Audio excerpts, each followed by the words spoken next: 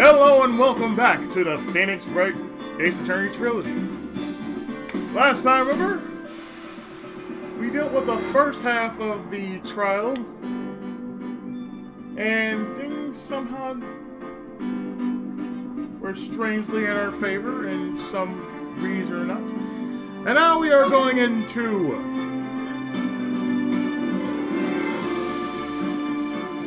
the second half of investigation for episode 3 in Trials and Tribulations, Recipe for Turnabout. So let's get into it, shall we?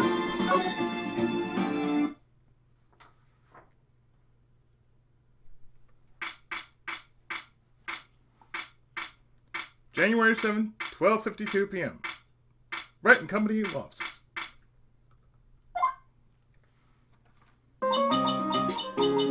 How do you think the trial went this morning?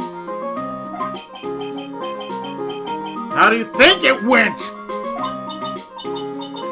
It got a bit crazy in there. I just wonder if that killed our chances. Yeah, I guess it did get out of hand. Mr. Kudo's testimony did nothing to help us.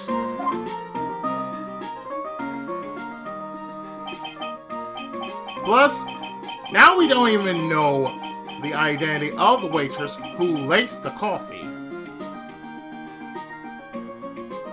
But we know one thing, it's not Maggie. If it was Maggie, we would know, but it's not her. It was someone else. All we know is what Mr. Kudo saw. The apron straps and the ribbon. And that the victim was wearing an earpiece when his eardrum was ruptured.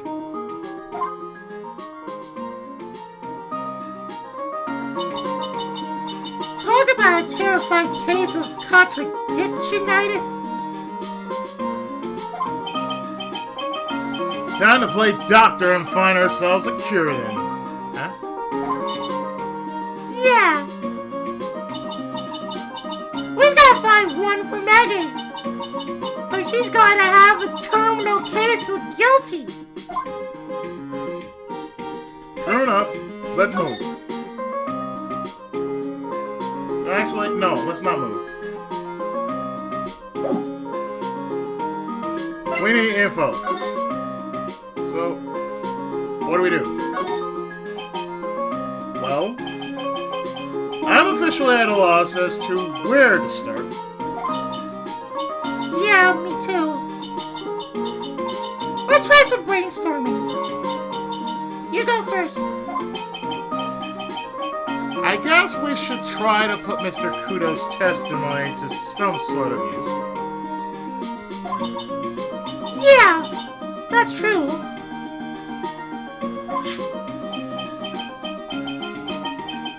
And we need to figure out the identity of the waitress and who the victim really was. Somehow, I think the key to this case has got to be at the end. Well then, let's go back there and check it out again. Oh, and we should drop in on Maggie and see how she's doing, too. Yeah, we should do that. So, anything on your mind?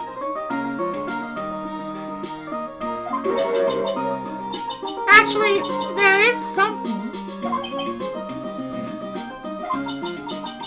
I was wondering about seeing if, like, what he's like and stuff. Oh, yeah. I almost forgot about that guy.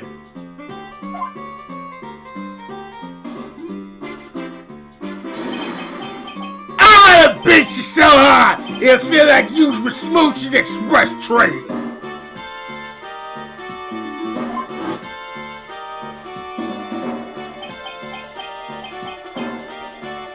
なるほど、ゆいち。You say you. なるほど、ゆいち。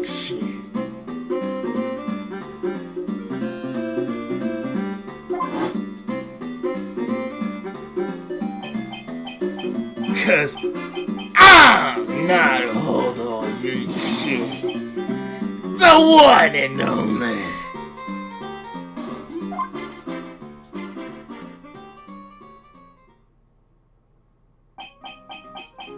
Actually, I want a little something about my doppelganger. Huh, you did. What'd you find out? Oh yeah, I was working at the restaurant when I ran into Don Fone.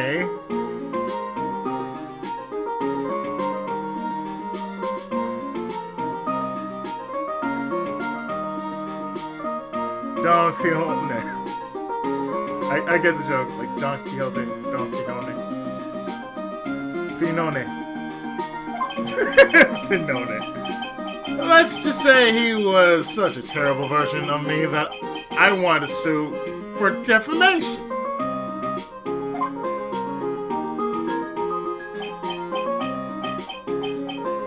What's that guy's story anyway? What does he have to gain by impersonating me?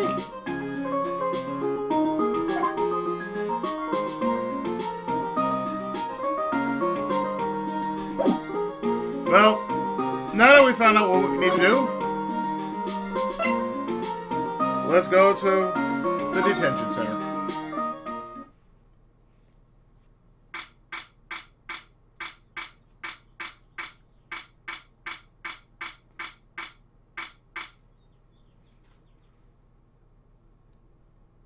Because we're going to be doing a lot of moving here. I guess Maggie's still in questioning. But we've got questions to ask her too. Maggie! Maggie! Keep it down, Maya! This isn't a playground, you know? Oh, nothing we can do here, so let's move to criminal affairs.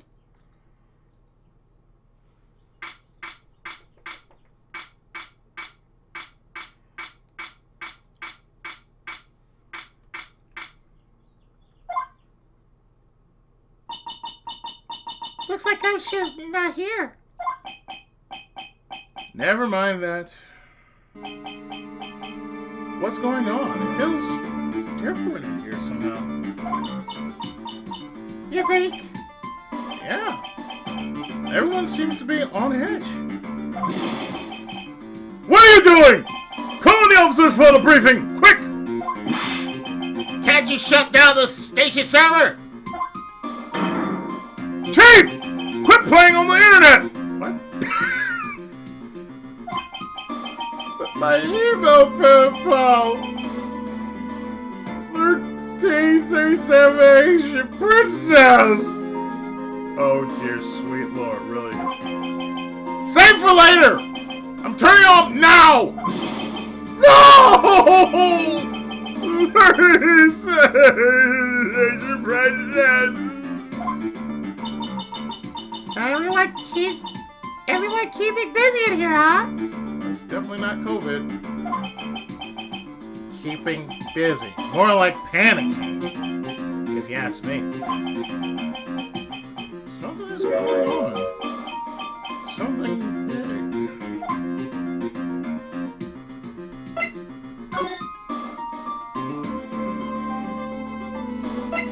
Back to detention. Back to detention center. I can't even speak.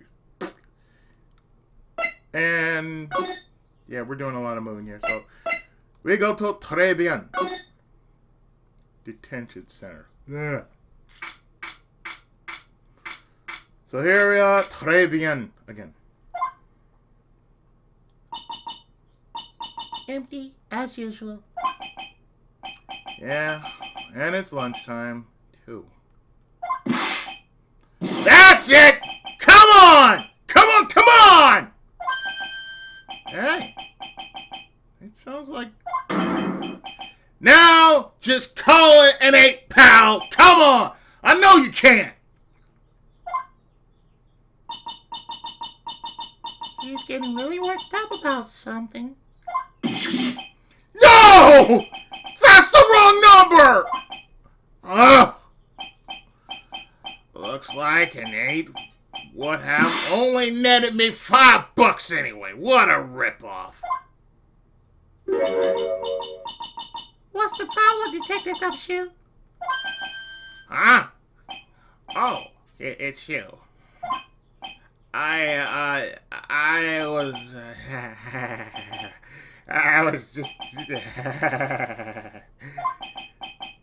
was just listening to the radio, pal. To the radio. Hey, Detective Gumshoe's having lunch here. Yes, and he's having a 20 set.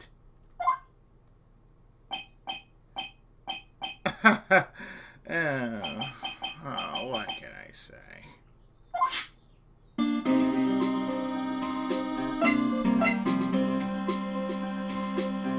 Oh, what's going on, man? How'd it go? This is a nightmare. How am I supposed to look Maggie in the eye now, pal?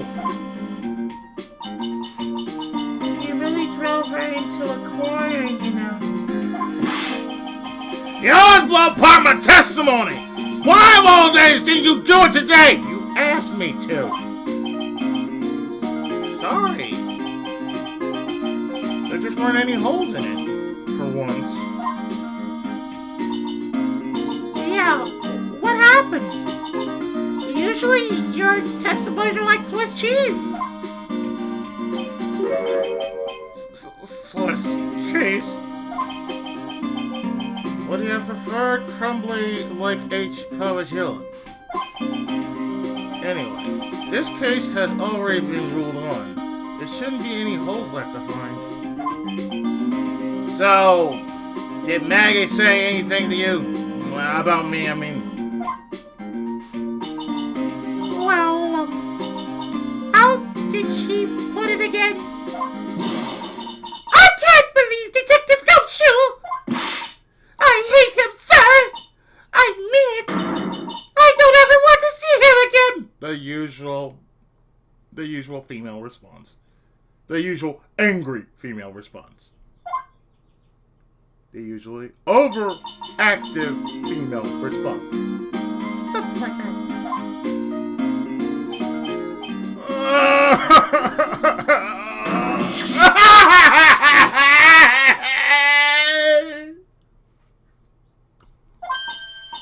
But please, Detective Gumshoe, I didn't... Why? Why is this happening? He's banging his head against the wall. Nick. Oh man. Poor Gumshoe.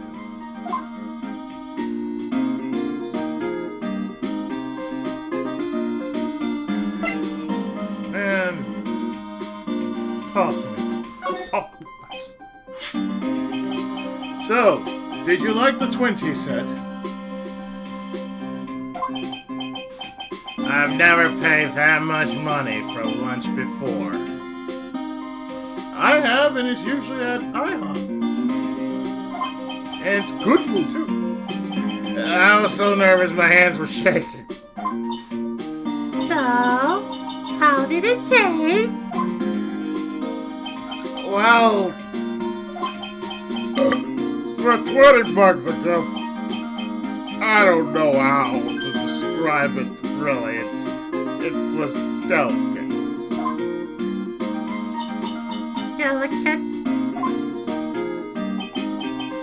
you mean you liked it? It didn't taste bad to you?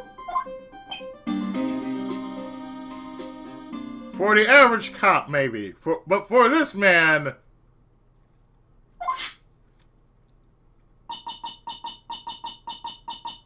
What's the matter with him? Looks like he's thinking.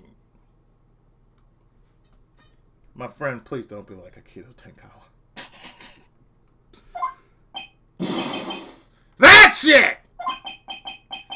I've I've been trying to think of the right word to describe the taste. And I just realized it's bad. That's it. It tasted bad.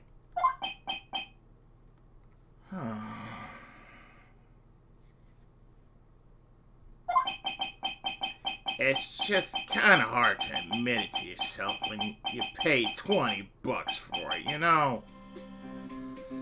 Like I said, I wouldn't know because, A, I never had a meal that actually was worth the $20 you paid for. It's like going to a buffet. I went to many buffet places before. And even I went to, there's one in Compton, which is a Chinese buffet. You pay $10 for it. It's not bad. And for what it's worth, you're paying good money for something so very little. And plus you get drinks to go with it. So like that's $10. It's like getting a video game. For me, I get something that's less the price than it should be. So if I get something that plays like a $50 game, but I get it for a lot less, it was worth the price of getting. Don't you here has learned that not everything is worth the price of getting. If you go to a bad restaurant which serves shitty ass food and they expect you to pay $20 for this, for whatever kind of service they gave you, oh no, right their asses up. It's like, it's not hard to admit. It was like I've been through that kind of shit before, but the thing is, only after the fact that I went to this place would you hear, oh well, I got food poisoning. What? You got food poisoning? Okay, we're not going back to that place no more. We'll go somewhere else after this whole thing blows over. But we are not going to that place anymore. And that's a place that you suggested we go to. Maybe he should have found out about the price after he finished eating. Hey, Nick. Maybe that's why Glen L came here. Maybe you heard about the super fierce tweets he said.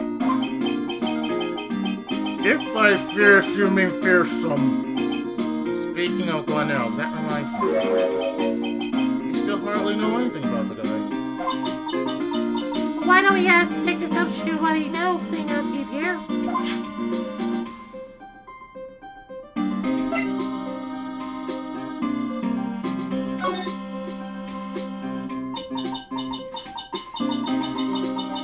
So, what were you all excited about earlier? That's right. You said you were listening to the radio or something? Oh, that was nothing. I wasn't excited. You're lying. Oh, now, Detective Gumshoe. You could tell little on me. What were you listening to? Nothing, really. It was just the Daily Exercise Show. You're lying, man. You're lying. You're lying, dog. Don't do that. Don't do that, my man. What the? Psychic?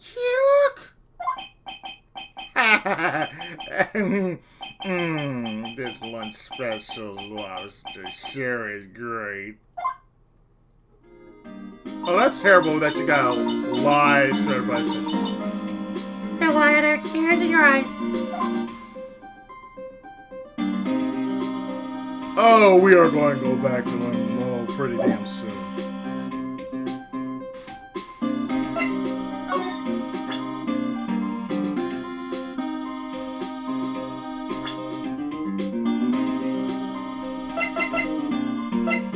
So, what do you know about this man? This guy was a real programming genius. They call him the walking computer at the place where he works. What happens when he crashes though? Does he just stop moving all of a sudden? He wasn't literally a computer, Maya.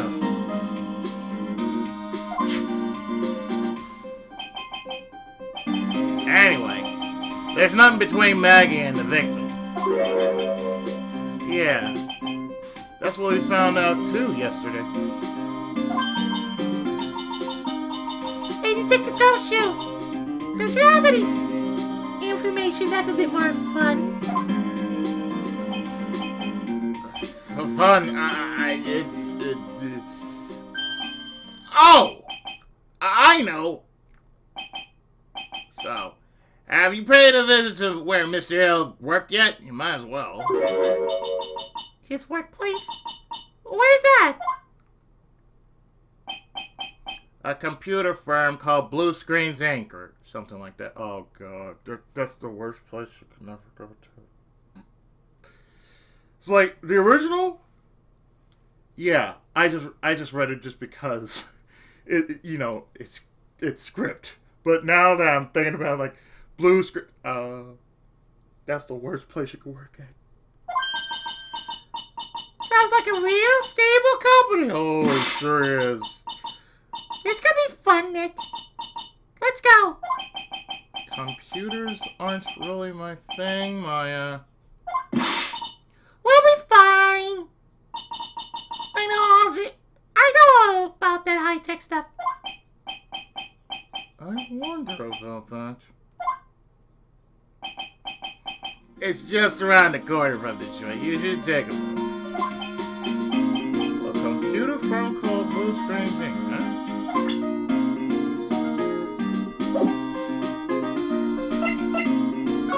So, we're going to the worst place in the history of all time, Blue Screens Inc. You never ever want to work in a place like this.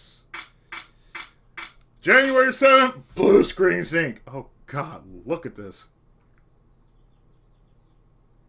Hold on. Is that Kevin Stryker from 2010? The guy on the right, he looks like Kevin Stryker from 2010, aka Street Fighter 2010: The Final Fight. In the original one I did on DS, I never noticed because the detail was so small. But as I'm looking at it, like right here in the Steam version, like, oh shit. And I'm looking at it like, oh shit, he does look like another character from a previous Capcom game.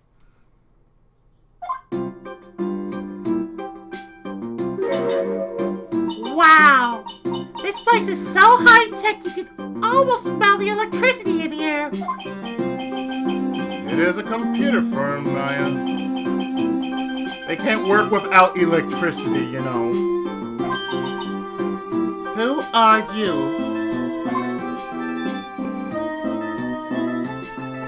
Oh dear.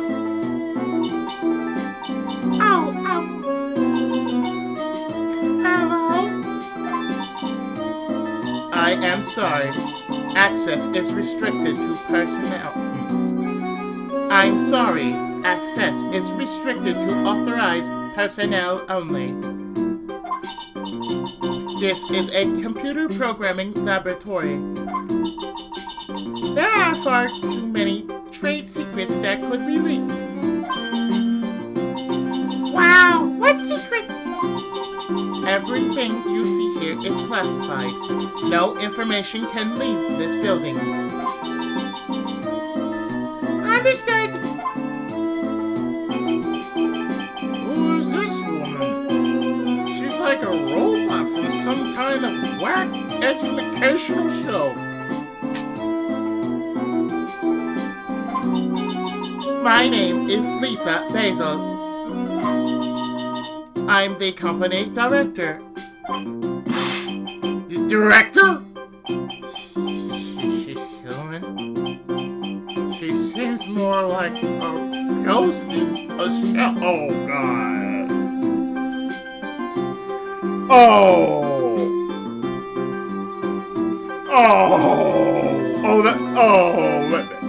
That reference though.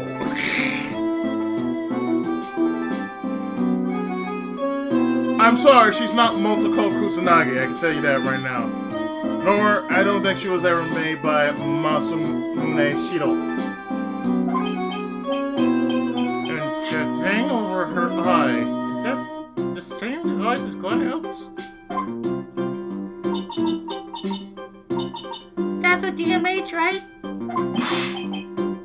Nice try, but the other way around, Maya. It's an HMD. All of my programmers here at Blue Screens Inc. are supplied with HMDs. Hey, do you write programs too? No, I just enjoy wearing this.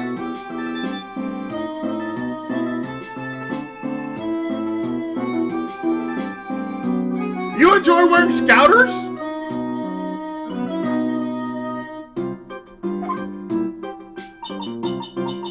They are pretty cool. I wouldn't mind one.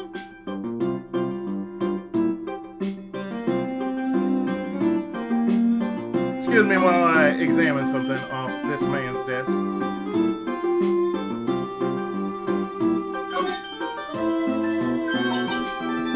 Whoa! Look at this business! What a mess! You should see my room. Looks pretty average to me. You should see my room. But you can't get any work done with everything all over the place like this. Look at my room. You think real whiz kids can work under any condition, you know. Look at my room. She's trying to hint that I should tidy my desk more. I'll clean up my desk when Maya stops asking silly questions. No hurry. Hey, this calendar. What about it?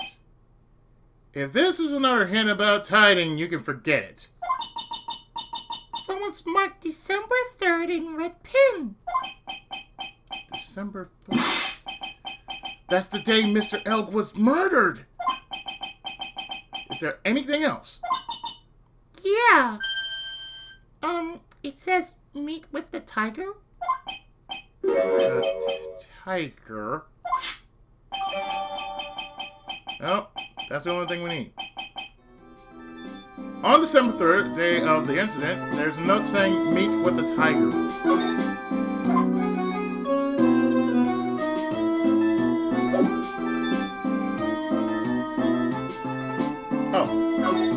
Also, before we talk to her,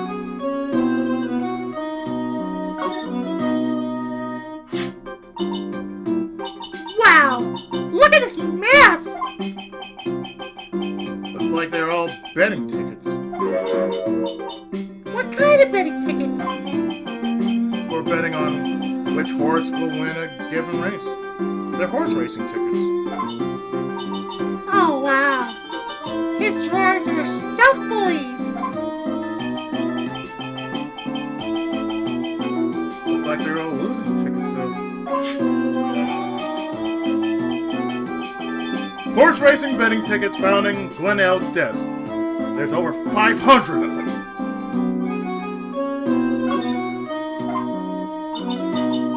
This many tickets would get you, what, $1 down at the recycling center?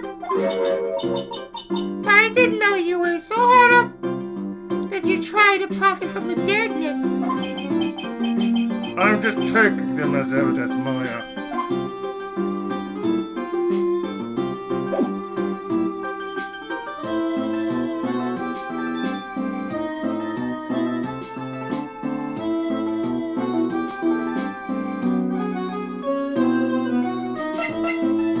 We might as well do this now because we can get everything in one fell swoop.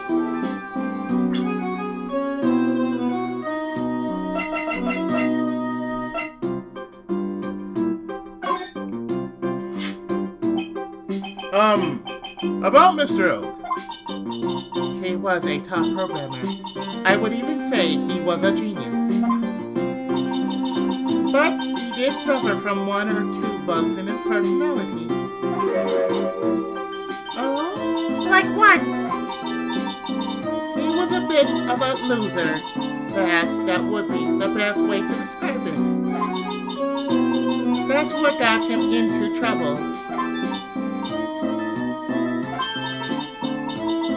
What? That bit of a slide I saw made me snicker. What's the matter? He was a top programmer. I would even say he was a genius. So, he was really no trouble at all. A model employee. Hey, wait a minute! Just now you said something about him being in trouble. We're going to find out what his trouble was exactly.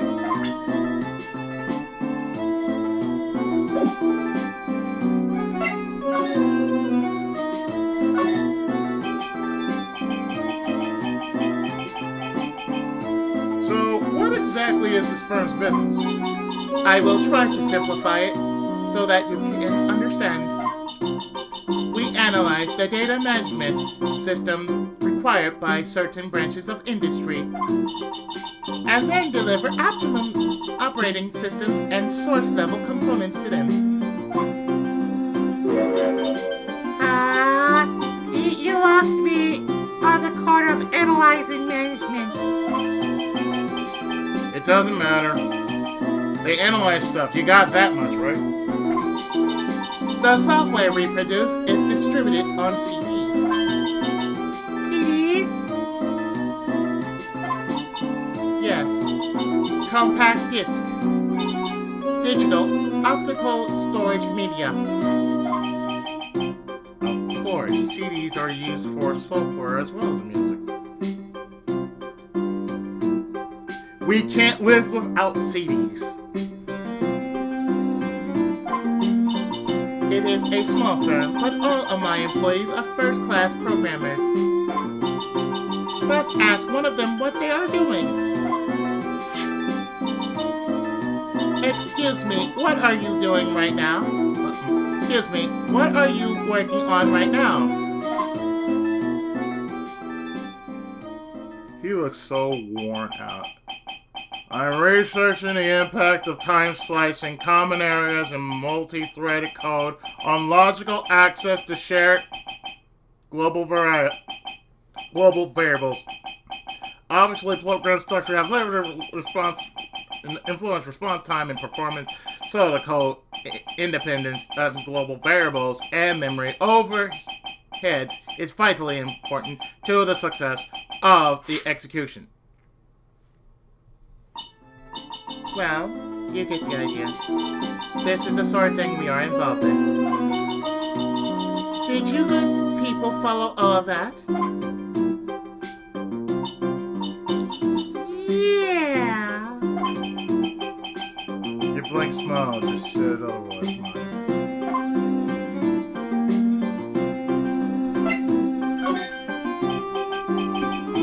You know about what happened, right, Miss Basil? You mean about Glenn being poisoned? Yes, I know. It's terrible. Can you tell us anything that might be helpful? I don't think so. A police officer was here earlier, too.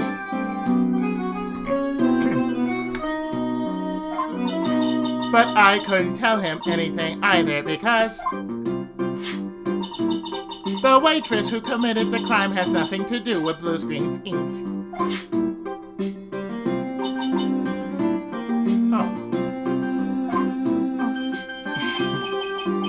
How about Mr. L's desk? Have you cleared it out already? No, not yet.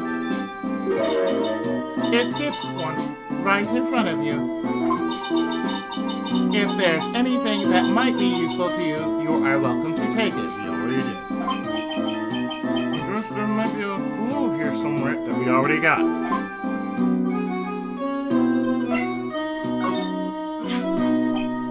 About Mr. L.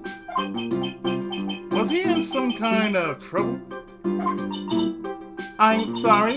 Why would you think that? I thought you said something about it just now. You said he got himself into trouble because he was a bit of a loser. She's hiding something. Oh, she is hiding something for real.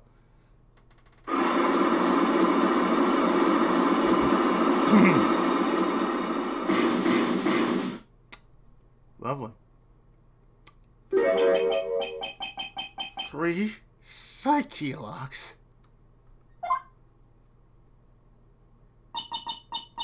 I guess Mr. Eld is like every other man with his own power of secrets. Sure, what is a man? An empty pile of secrets. But enough of this shit. Have at you. We're leaving.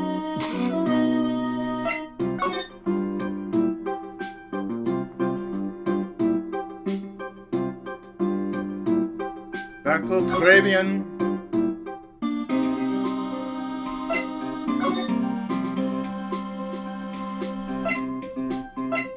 Vitamins for.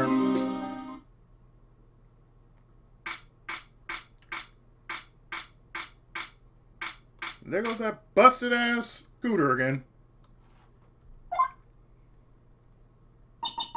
I don't see any sign of Mr. Kudo, do you? Maybe you went to buy another ton of bird suits. I was kind of hoping he wouldn't be here anyway, at least not for now. Besides, any more suits today and I'm liable to turn into a real phoenix.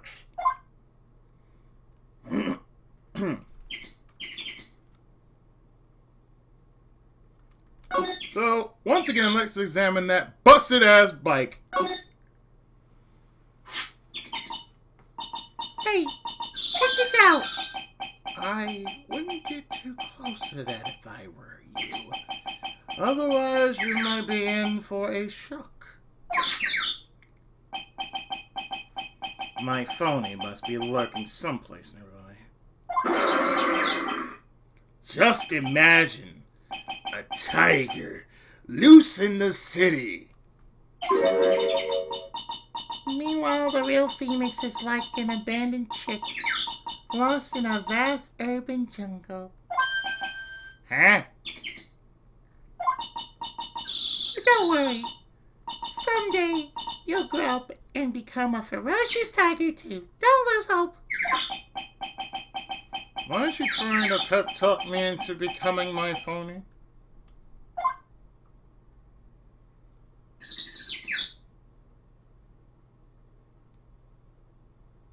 Well,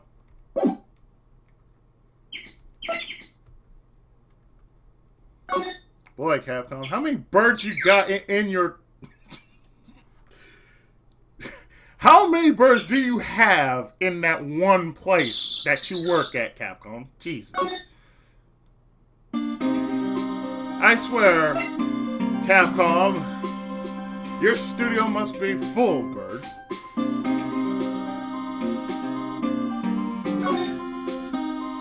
To my second home, the kitchen.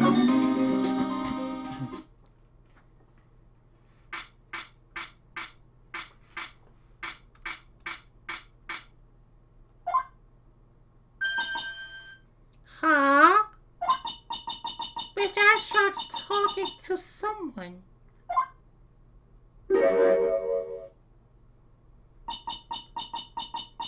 I'll be back next time. Naturellement! Allez, vite, voyons!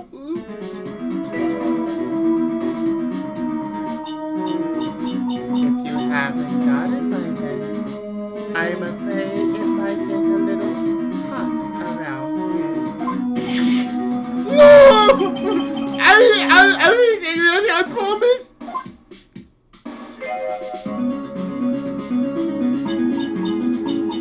I love her. I love the way it cuts.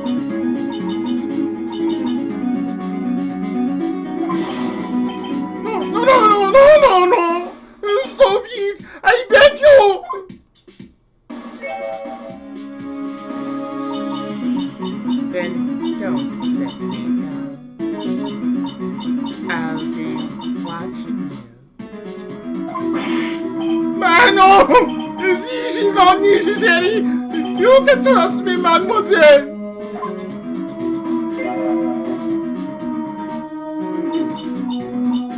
Talk to anyone, and I'll drive a knife right through your heart. Oh no! You do the apple, eh? You know you weigh far too much. Maybe this will help you out. It is la oil al sandalwood.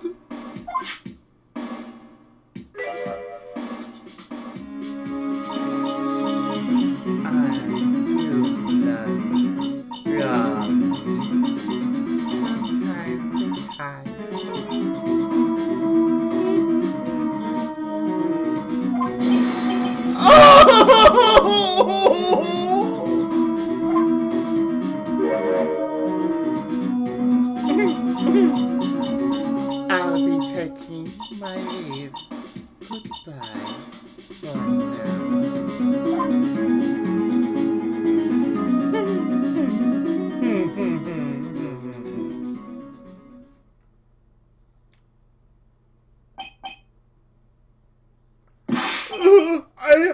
Las chivas. I must rub some of my oil on all my body before I become Rick. Yeah. Oh, really? That feels good. Ah! Oh la la! Excusez-moi, monsieur!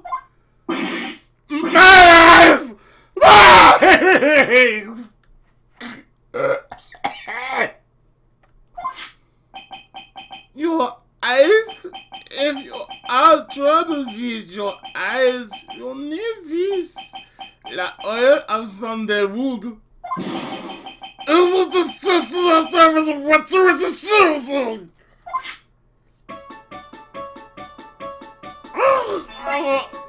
Wait, oh no, we need to leave. We need to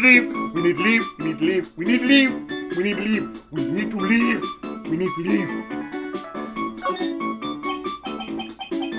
You don't exactly have many customers, do you, Mr. Armstrong?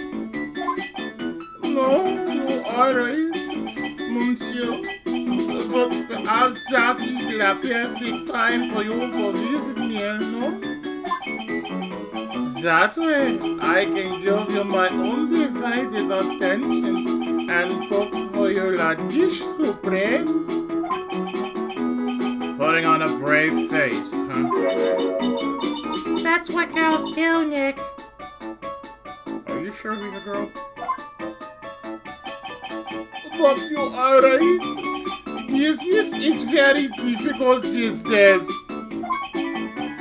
As their name is La Problem, people do not understand.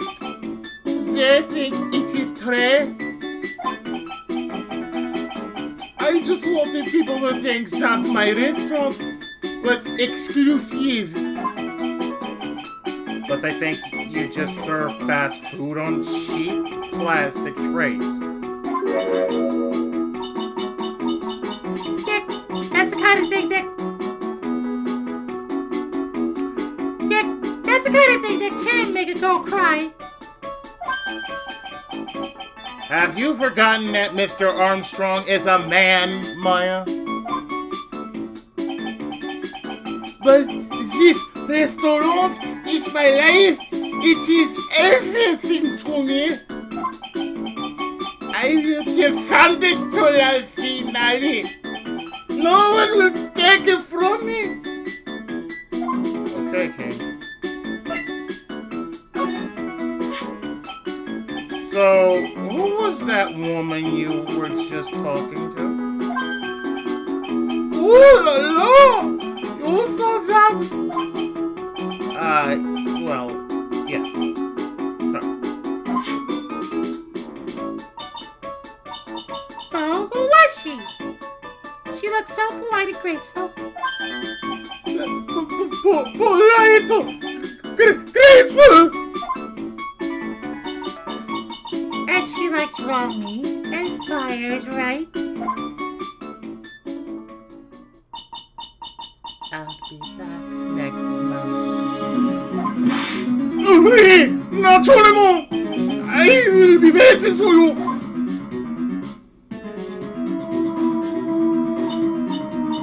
If you haven't gotten by then, I will pay you like it's a little hot around here. No! I'll anything ready, I promise. Now that I'm thinking about it, hey, Mike, I think it's pretty clear what kind of conversation they were having. You think so? Well, then let's show 'em that piece of evidence and see what happens.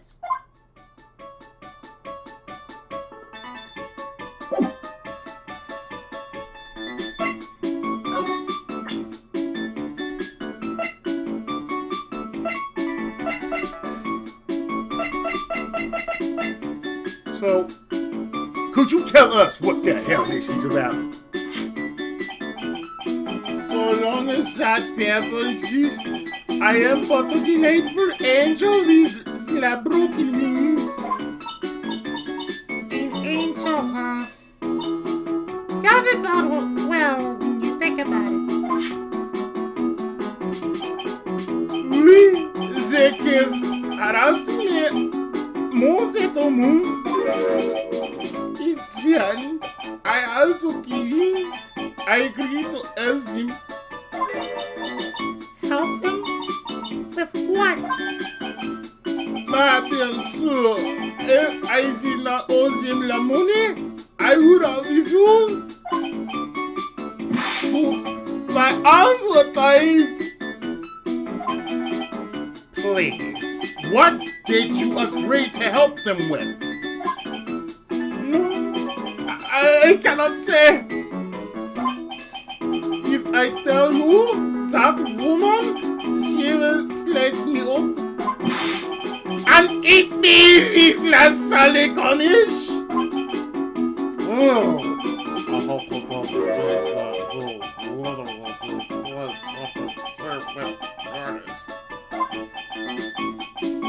I'm going to guess that woman has something to do with your loan contract. Am I right? Oh! Please, Mr. Armstrong, tell us about that woman.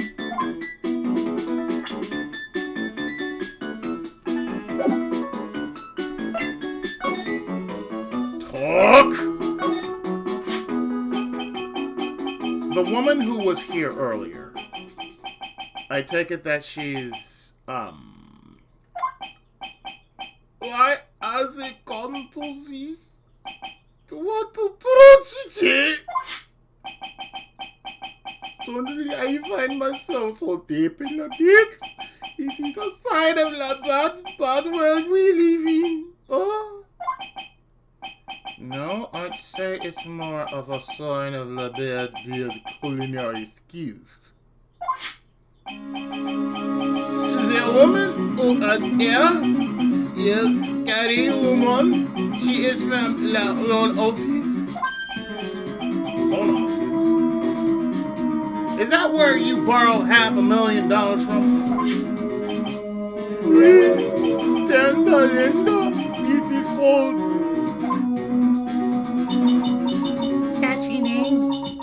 Just hearing it makes me wanna borrow some money. Please, you must not borrow from him. If you must, no more than $10. $10? Sounds like your whole monthly stipend, Maya. Hey! I get a bit more than that, thank you very much. So tender lender is the loan office you borrow $500,000 from? Huh? I wonder if they've got anything to do with this case. Tender.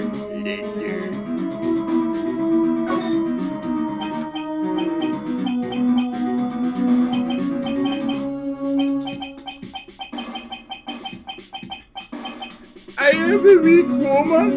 I am upset. I have to buy something nice to cheer me up. Like to loaning me the money, I have to pay back all my millions dollars now. I am like a slave. I have to do everything that he tells me.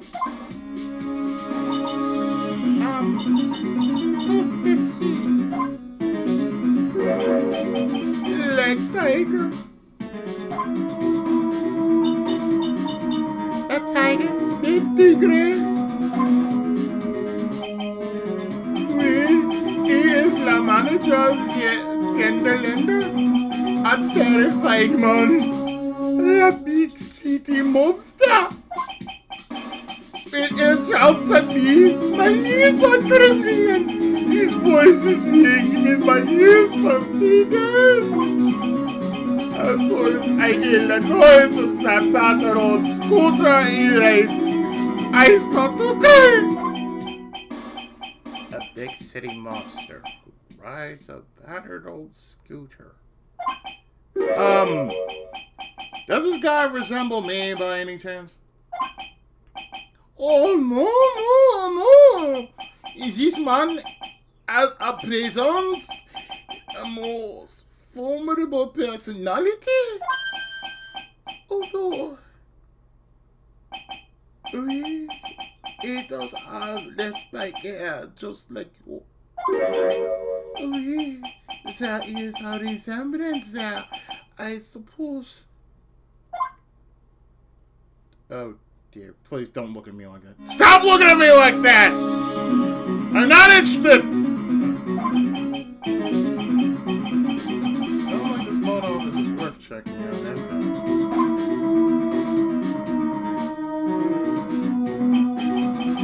If you want to visit the Tenderlander, it is just beyond the Vitamin Square. Hey, Nick. If you need money, I can loan you some. As long as it's less than $3. Thanks for the offer. Just beyond Vitamin Square.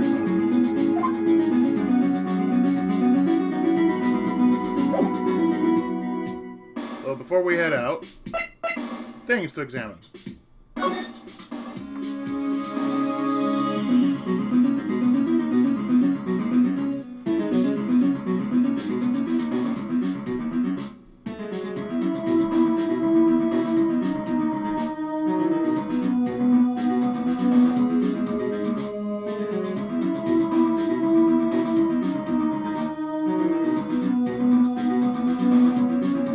Not here. Right. Okay. Bye. We're leaving.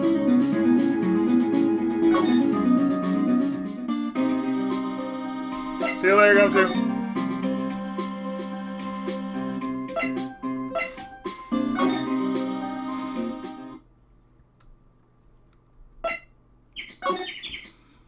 Him and his busted ass ride.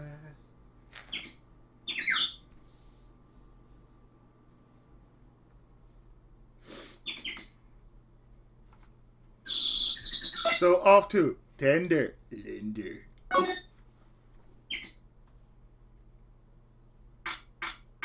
Win through compromise. I like that one. I like that right there. That name speaks volumes to me. Win through compromise. And that's what I usually do at Anime Expo. Win through compromise. You don't have to pay the whole. No, you pay what they're offering. Works for me. So, Tenderlander. This place gives off a really strange vibe, doesn't it? Looks like the tiger isn't in his lair. And that is, as they say, a very good thing. Welcome.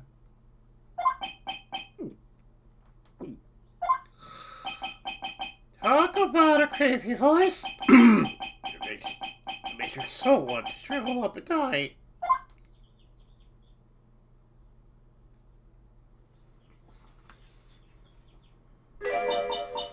One, two, three. Okay. You're here to discuss alone? No, not exactly. The manager is away at the moment. Wait quietly, please.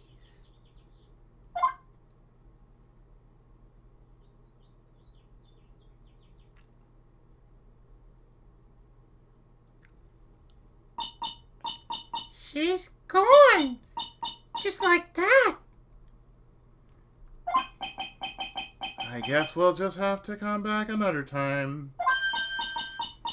But this is a perfect opportunity, Nick! This place looks so suspicious! Come on, Nick! Let's take a look around, okay? Do you think it'd be okay? Of course! No one will ever know. Coffee.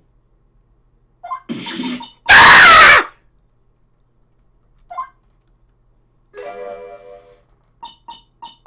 I'll leave it here for you to enjoy quietly. Yes! Thank you! Do not touch the desk, please.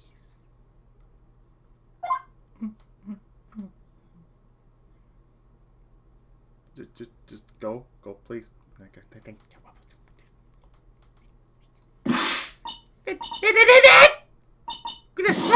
get out of here! Now she wants to get out of here. Yep, there's a sound exam. Let's just get this thing and, let's start with there. There's a CD player on the desk. But the desk is so loud, it's no wonder you can hear it.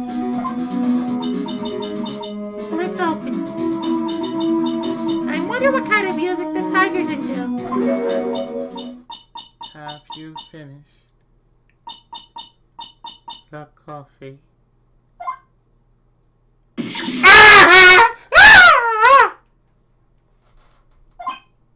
You got thanks. It was lovely. So you drink it out?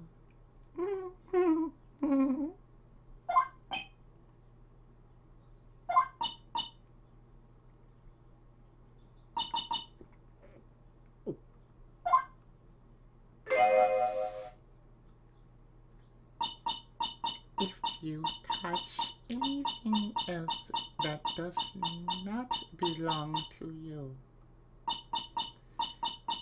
there is always another cup.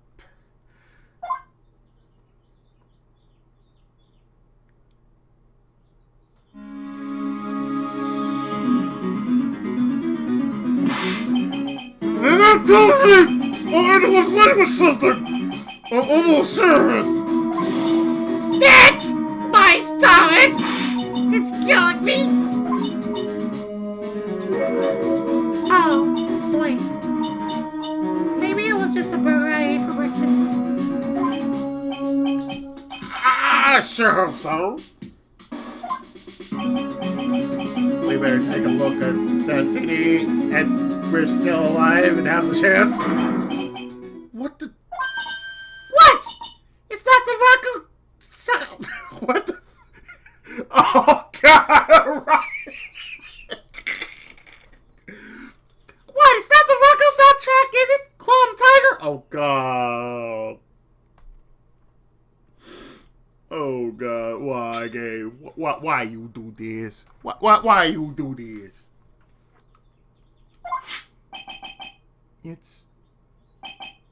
It's a demo CD.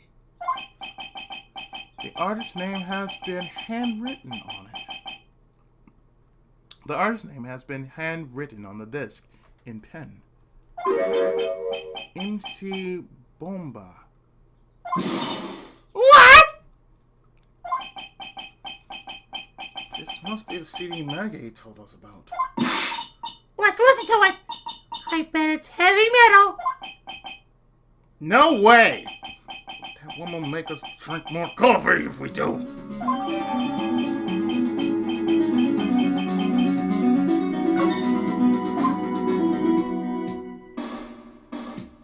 About this right here. Oh no. Someone dropped the ashtray on the floor. That's gonna be a nightmare to clean up. Yeah. It's all over the rug and everything. I accidentally knocked over a really big space heater once. Cleaning up was such a pain. It was one of those super antiques where you have to burn a ton of coal, charcoal. How did you actually knock one of those over? Aren't they supposed to be super heavy? Oh hey! It's a book of matches there too. Matches, huh? Places don't give those out much nowadays. Hey, wait a second. What is it? What's printed on its cover? It says Tribulations.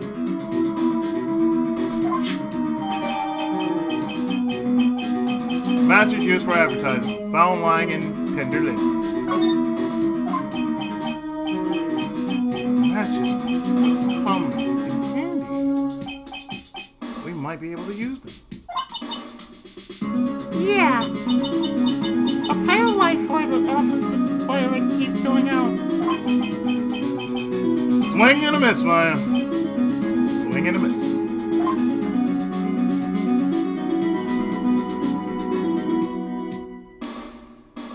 And what the hell is this now? Hey, look at this Parisian style coat. It's so chic. Looks more like a pimp coat to me. Guess I haven't done nine to pass. Hey, look at this.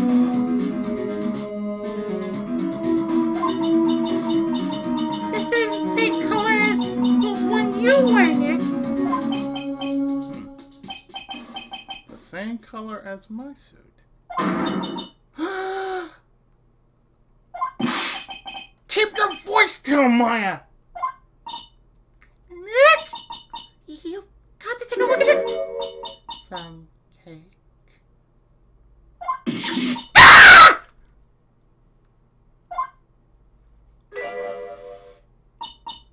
I'll just leave it here for you. I'd say, yeah, the taste.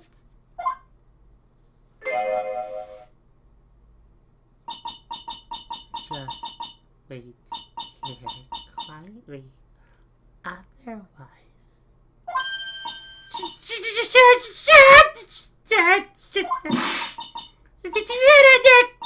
Wait quietly, she said. Yeah, sure. Who does anything? I have my eye on you.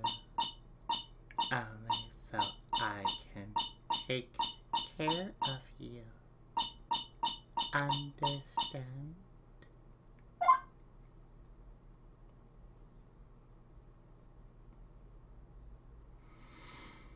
Get the thing, get out, get the thing, get out, get the thing, get out, get the thing, get out, get the... Ah, I scared it. So, what were you getting so excited about before?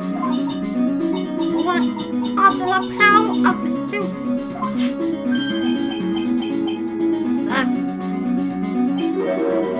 That's an attorney's badge! Is the tiger a lawyer? No way! Look at this thing! It's made of paper! Paper badge.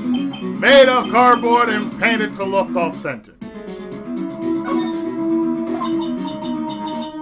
For some reason, your bad. Oh, it looks really cheap to me, Nick. Why doesn't anyone recognize an obviously fake badge when they see one?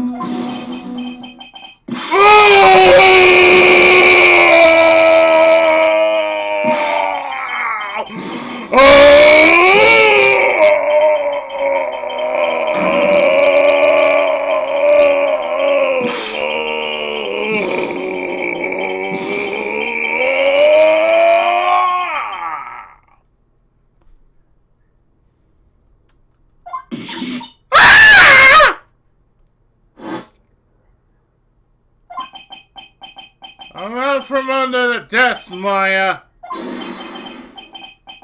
What are you two snooping around my office for? No, we were just... Oh! My precious carpet! You stay answering my rug! You gonna wish you ugly if he never came through my door! It wasn't us! It was already like this! You just wanna argue with me? Is that what you're doing? You think you can take me on? I'm gonna flatten you two with a pancake and turn you into my new rug.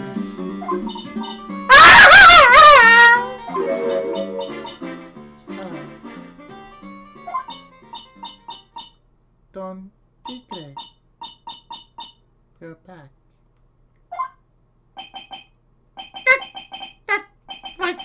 It's like evil seeping into your head through your ears.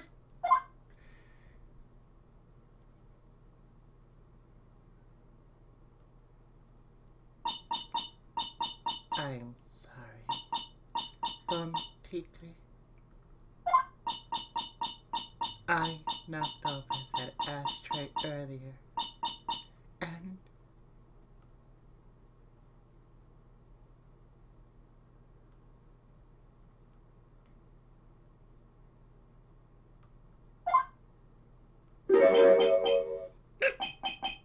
Has she got a death wish or what?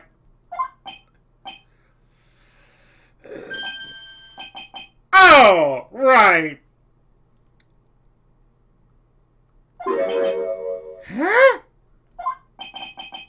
Forget about that. It's nothing. What? I ain't gonna get mad at you. You too cute, yeah. That's so unfair! here, have some cookies. I just baked them. And you'll need some strong espresso while you're discussing your... Oh, can we get out of here? Ow.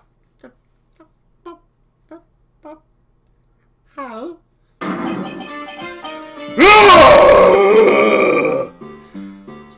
Naruto! Yuichi! Yes! You that are crazy or just plain stupid and chase after me? Don't pursue Lubu. Please don't pursue Lubu. Please don't pursue Lubu. I worked so hard, but now you just gotta come to me and mess with my plan. Oh, it was him. He's my phony. But I don't care. No one gets in my way. What? I mean, excuse me.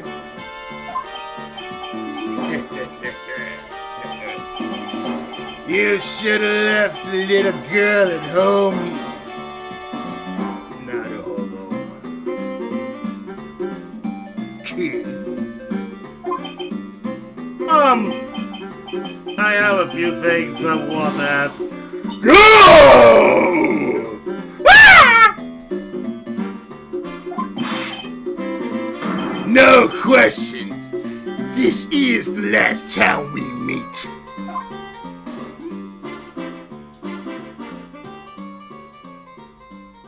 Can we get out of here now, please? Ah!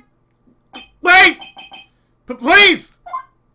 Dude, come here. I just want to say a few words. That was pretty weak, Nick. Shut up, Maya! You waited till he was out of earshot before you shouted after him. Like you want to talk. I didn't hear you scream hard either! The espresso. Ah!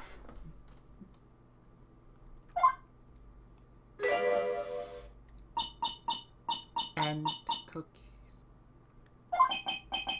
This woman is definitely not good for my heart. No, what was it the tiger called her? Loretta? Then we stop. Then we stop. What the place? Please.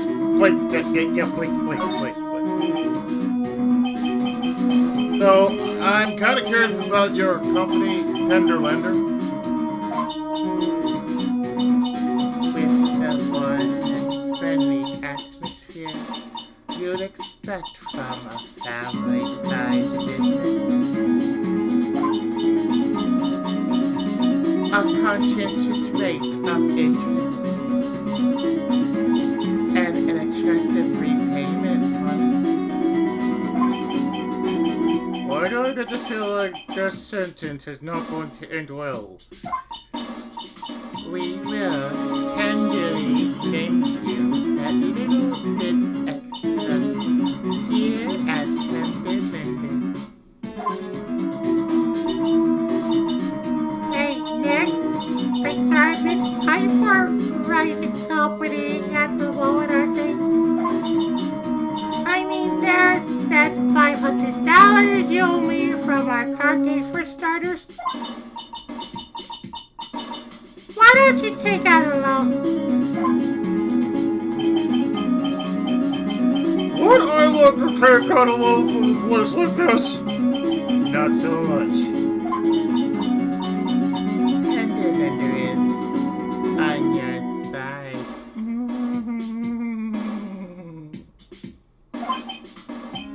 So, let's say I'm late with my repayment. What happens then? We give you more coffee. Strong coffee. Right. I think I'd rather skip now. Hey! Just remember I can make strong coffee too, Nick. Strong tea as well.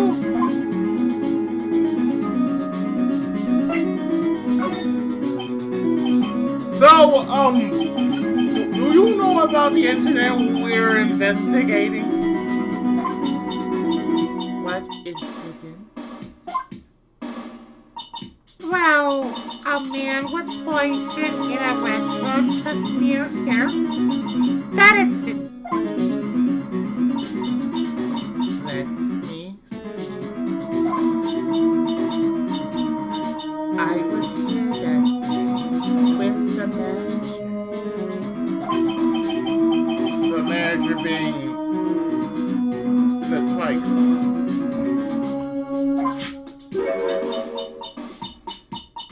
Furio. Tigre. Oh yeah, Furious Tiger. Furio? Tigre? That's where Tiger thing comes from. Esau's got a real name, Nick! Try to find out more about him!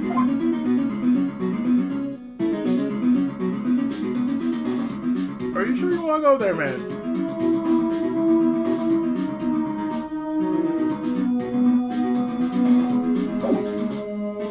Okay,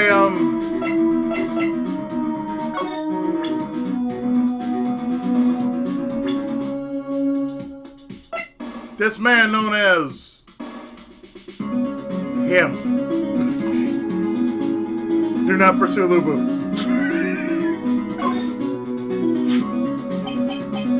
Can I ask you about the tiger? I mean, Mr. Tikere? Okay. Sure. How do you like my I baked it myself.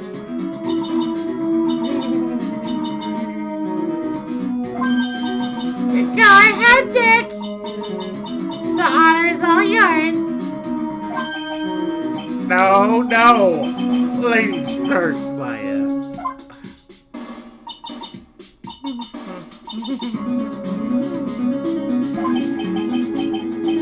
No matter how I look at this, I just don't get it. What are the tiger and this scary girl doing working together? I love her.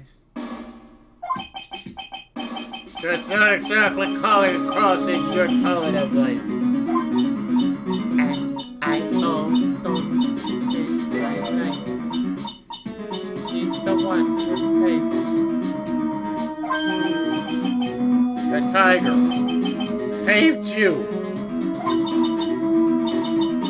Adjust him properly as don't secret. Otherwise, I'll have Okay, don't be great. Of course. I'm sorry. He saved her life.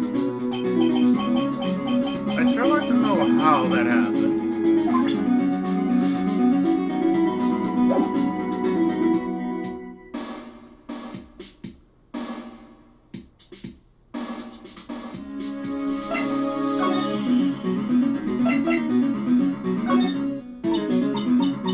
I'm very,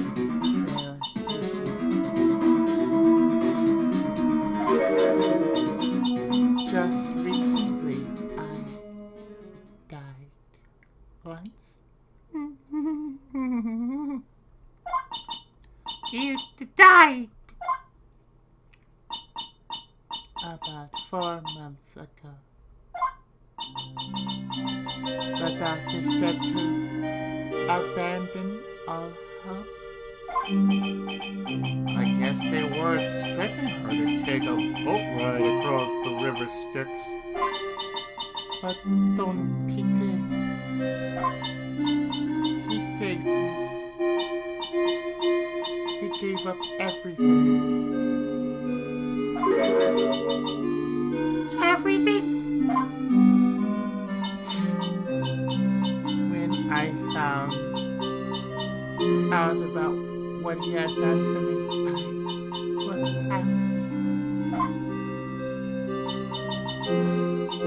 No offense, but I'm finding that a little hard to believe. I decided I'd pay him with my life by serving him coffee and expressing.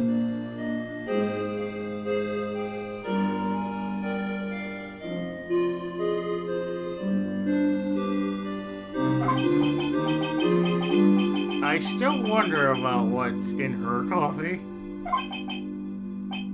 So, is that why you got that bandage around your head?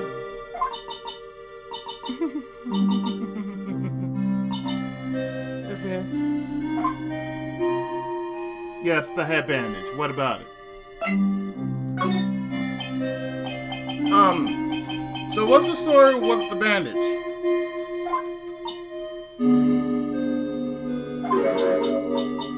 they put it on after the operation.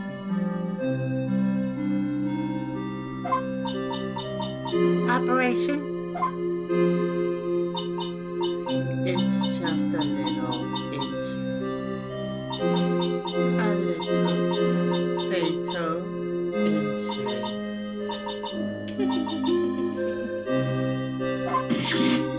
A fatal injury? I just thought suffered one herself, by the sound of it. So, that's the injury you were talking about before when you said you had died.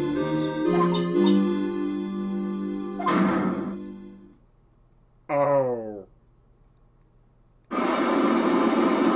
And she has 4.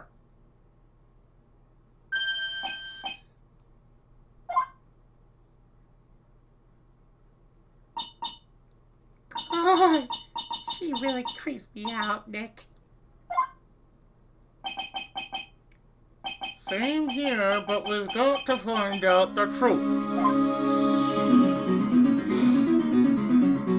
Yep.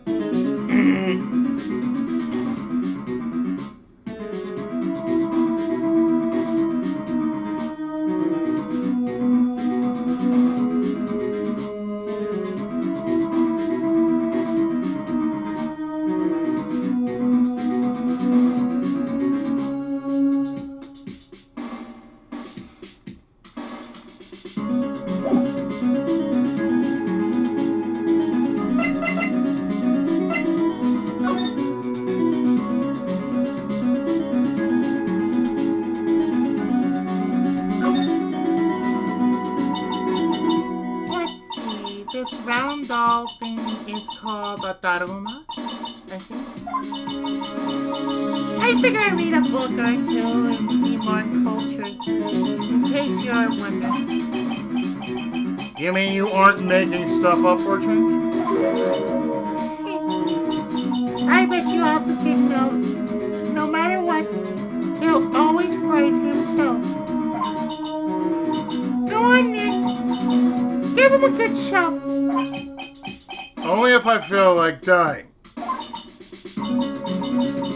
Now, the whole thing, this is a Japanese chess piece. I think it's a king. Not that I'm an expert or anything. I'm more of a earthy person, you know.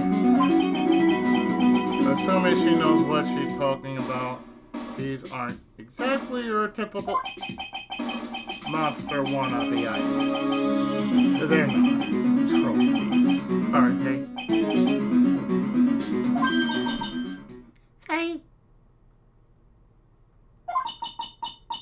There's a piece of paper sticking out from under here. What is it? A repair bill? Looks like he did some repair work on his car. Does he even have one? $15,000 to replace a bumper and a light? That's insane!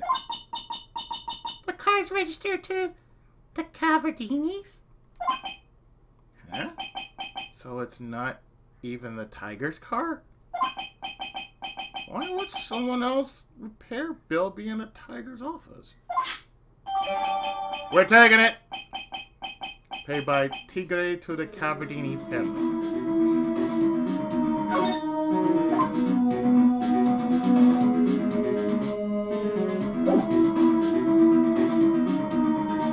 Yeah, I think we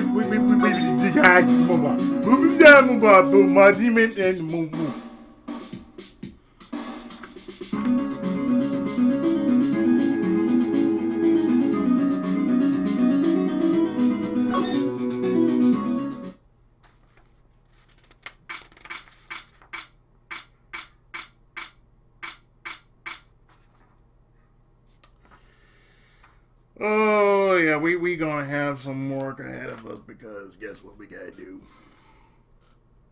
Sakilak. There he is! Old CD's back speeding the pitches again. There! Take that! Make this! And this! And get out of my park! Needle cannon! Like I thought, he's really mad.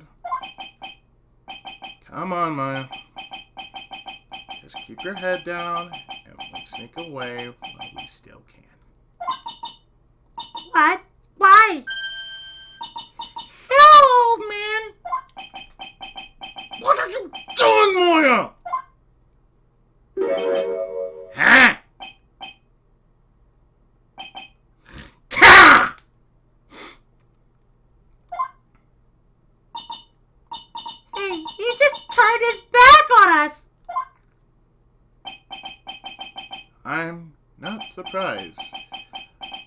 bet I really hurt his pride in court this morning. Hey, Mr. Kudo? Huh?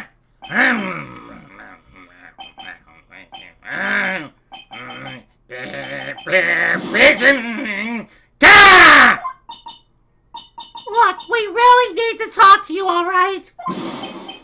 Out with the demons! In with the fortune! Tokiden.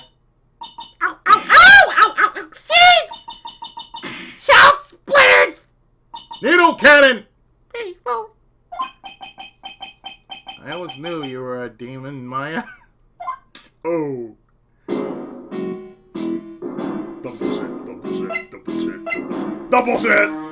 Double set. Double set, double set, double set, double set, double set. Double set, double set, double set, double set, double set, double set.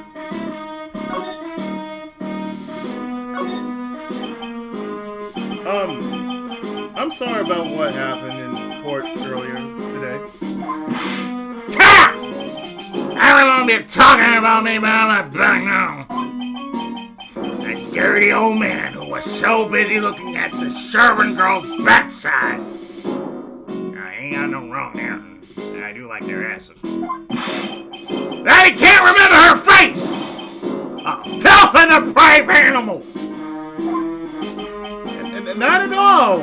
I like asses too. I like everything about the woman. Now you listen to me, boy! I don't care what you say. I saw that when waitress put in.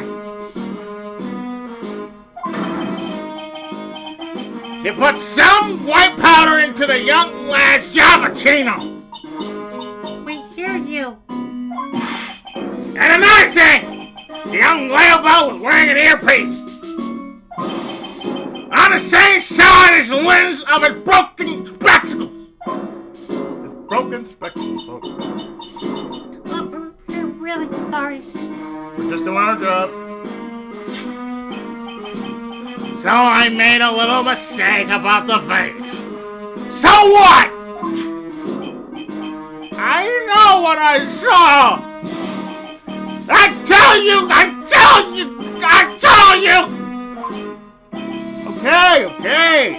Take it easy, please, Mr. Kudo.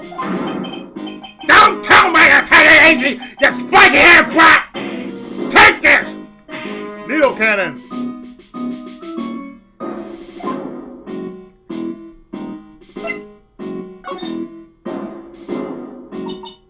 Well, you said you were a craftsman, right? Cat. The modern world casts honest craftsmen like me aside in droves. Sure you said that. I come from a long line of craftsmen, rise back to the time of the Shogun. Do you hear me? I can come an embroiderer. I was born one. Actually, I'm kind of in the same situation myself.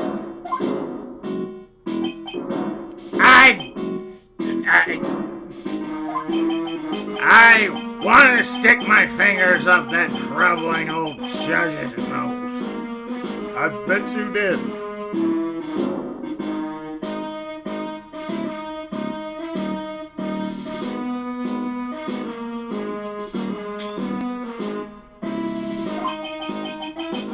And scream right down his ear hole. Idiocy! Oh, so did you want to become a lawyer when you were young? I don't think that's quite it, Maya. I think he's just in a bad mood, that's all. I've got you know me, a frustration inside is ready to burst out! If we let him start rambling now, we might never shut him up. What should I do? Suck it up, Buttercup. Yes, I better let him talk. So, there's not much call for craftsmen these days. Then? So, there's not much call for craftsmen these days, then? Of course not, you idiot! All I'm good for nowadays is running errands. Errands?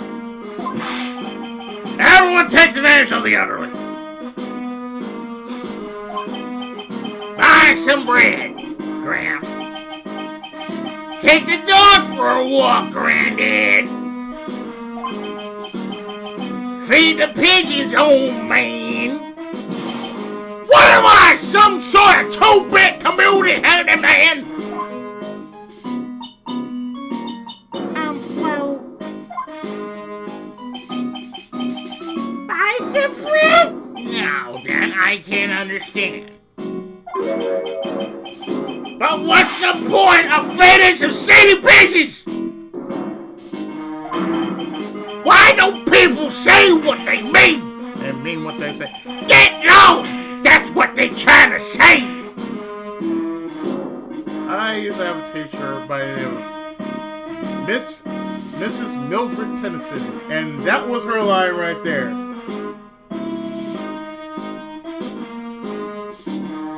She means what she says, and she says what she means. Oh yes! I'm just an inconvenience sake. At home, at that restaurant, I just get in the way, don't I? I'm sure you do.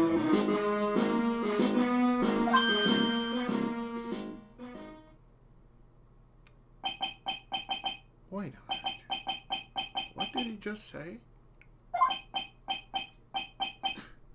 At home and at that restaurant?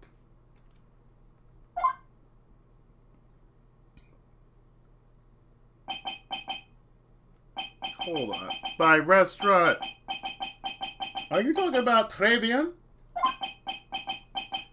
Did you get asked to run an errand there, too? Yes, I did. The very day that young brat was poisoned. What?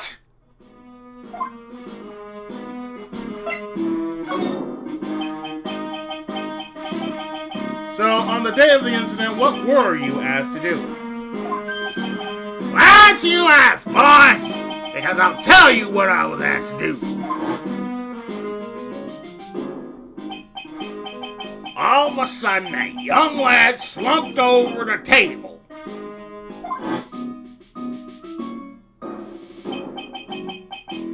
The serving girl collapsed.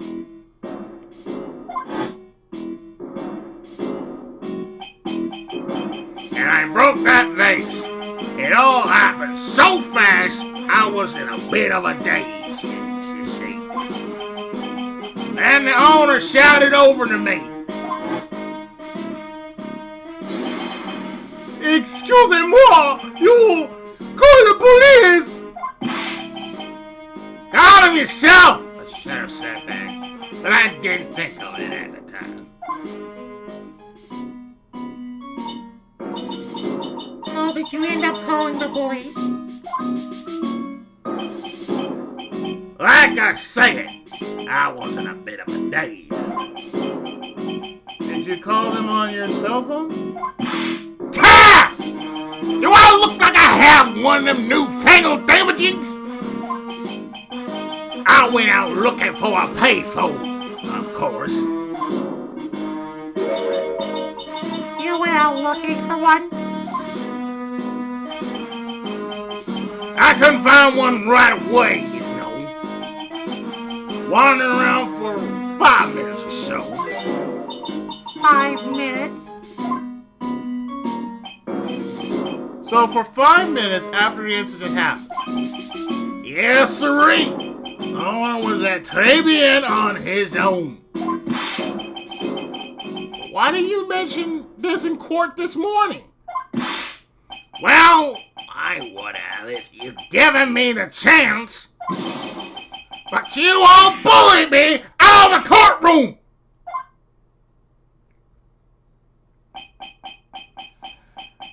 Thank you, Mr. Kudo. You've certainly earned your kudos for today. Wait a minute! If that's the case, there's more! I've got more to say! Yes, I remembered something else. Babe! Escort the witness out of the courtroom. It's not my fault! You're the ones to blame! You could have at least told us before we got to court. Is it really that important that Mr. Kudo was the one who called the police?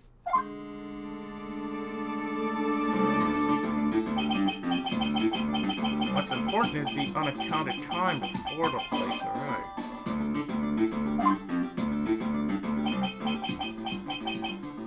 The victim was dead, and Maggie was unconscious, which leaves that man alone in the restaurant.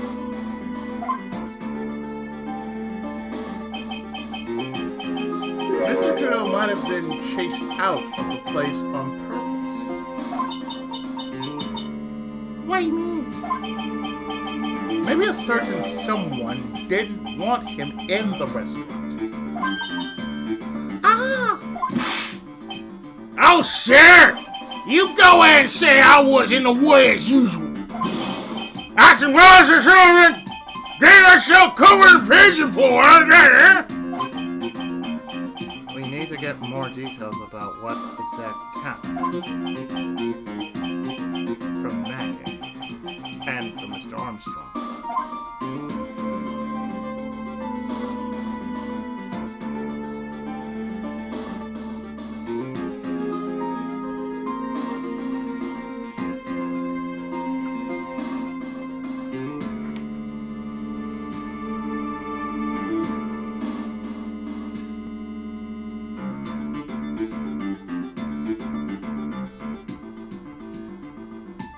So, time to do some unlocking.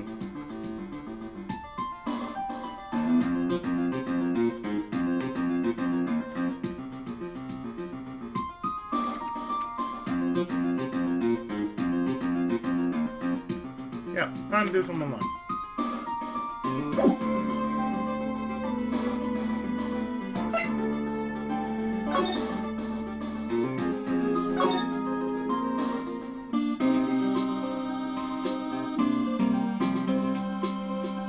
So first,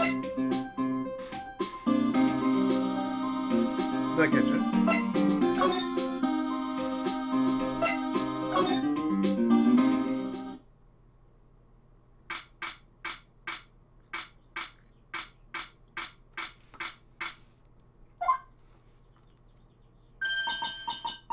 Looks like Mr. Armstrong's out again. But the place is open for business. You can't have an open restaurant without a chef. Hey, it's not my fault, Nick. Don't take it out on me.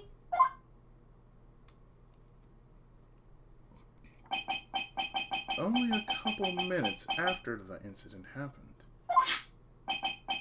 Mr. Kudo left the scene, leaving Mr. Armstrong here alone.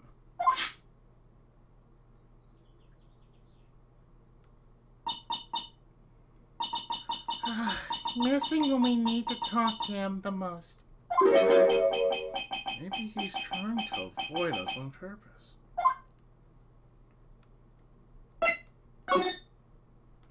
But we do need some info from Gumshoe. So, the Gumshoe, please.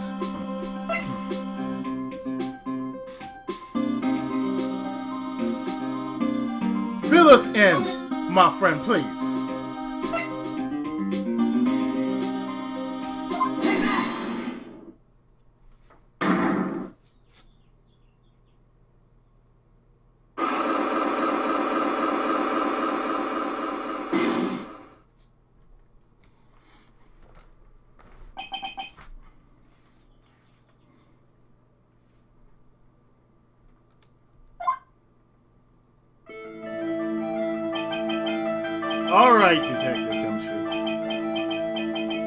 me the truth. What were you listening to?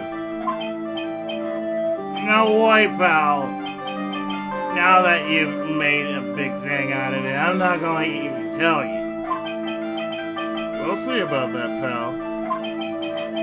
Considering all the noise you were making while you were listening, it's pretty clear what kind of radio program it was.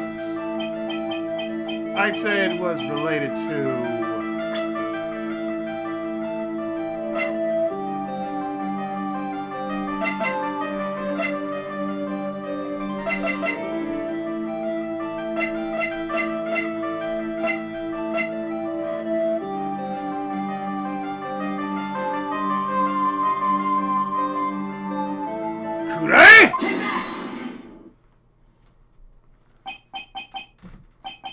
I'm right, aren't I? You were listening to the lottery results, weren't you? You thought you'd try to win big, just like Glen Elk did. It's like you can see right through me!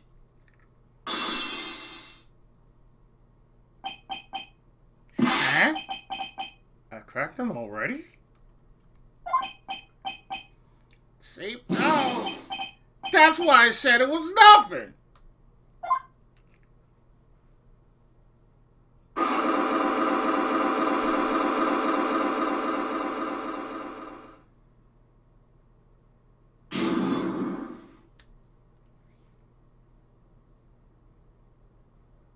It wasn't just nothing, you shit.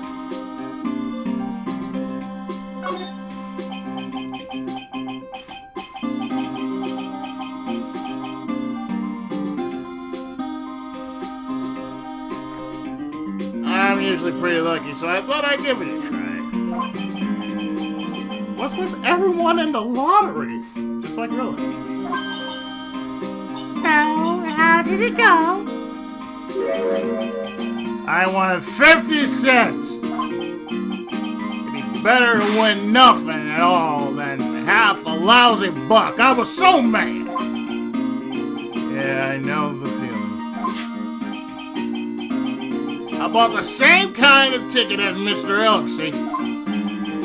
And they got the special radio show where they announce the winning numbers. Just like the Big Spin in the 80s. They even do the drawings live on the air. It's intense, pal.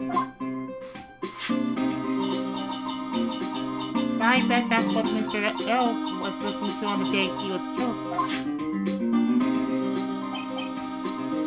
Yeah.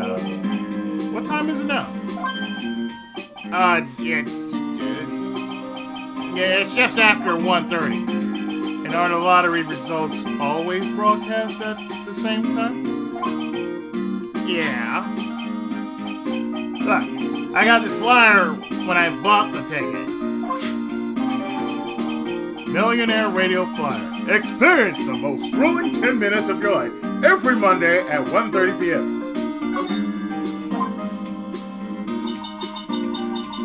Millionaire Radio? That sounds cool. I want to try it, Nick. Then buy a ticket, Maya. With your own money. Well, I'm gonna head back to the precinct now. We've got a big meeting starting in a bit. About Maggie's case, you mean? No, that's pretty much wrapped up now. There's another big case going down at the moment, so she's been pushed aside. Okay. Well, see you later then. Bye!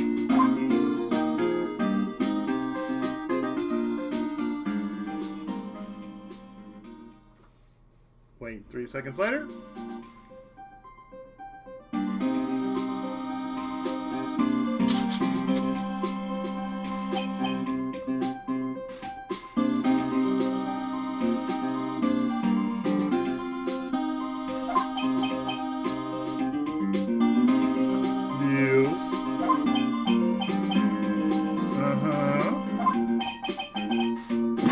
You better get going, detective, or you'll be late.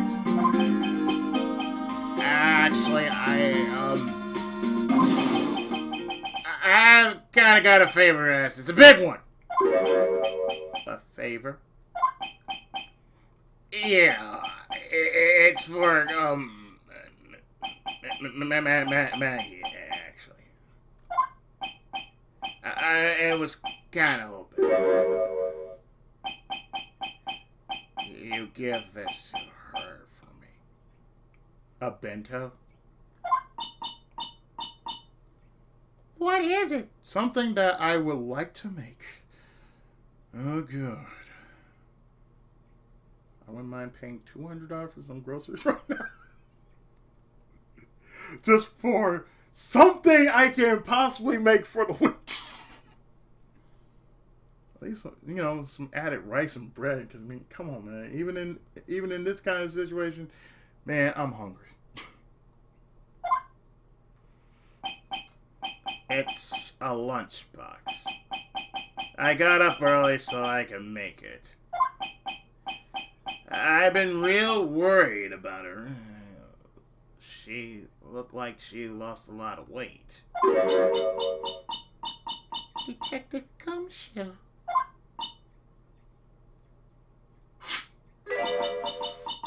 How many weenies are in here? There's not a person on earth who could down this much meat.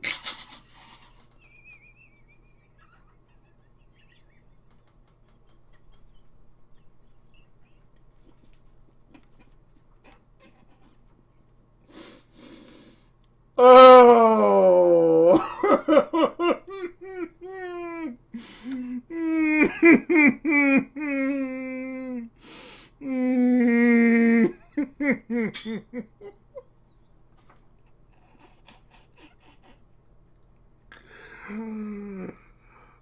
Oh,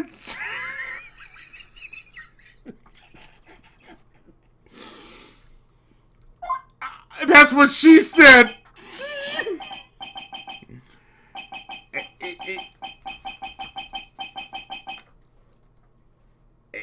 You think? I love weenies. I can't get enough of their tender juiciness.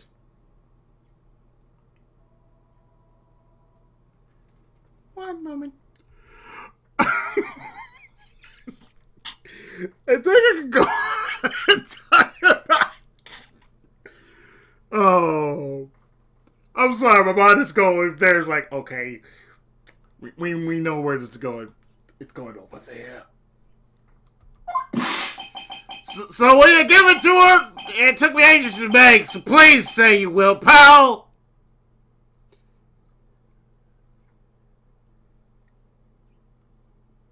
That's probably what she's been wanting all this time. I can't exactly say no, can I?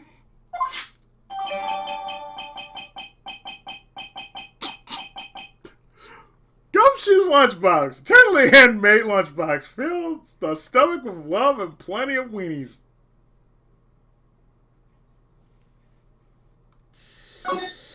Oh, God. Maybe I'll eat it myself if I get hungry. Don't forget, okay? I'm counting on you to give that to Maggie. I'm kind of concerned about...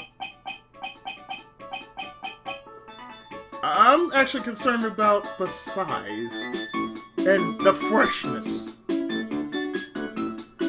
Of course, if they're little, it's like, oh yeah, that's very easy for someone to have that many weeks. As long as they're like this about like bite size, you can do that. It's finally gone.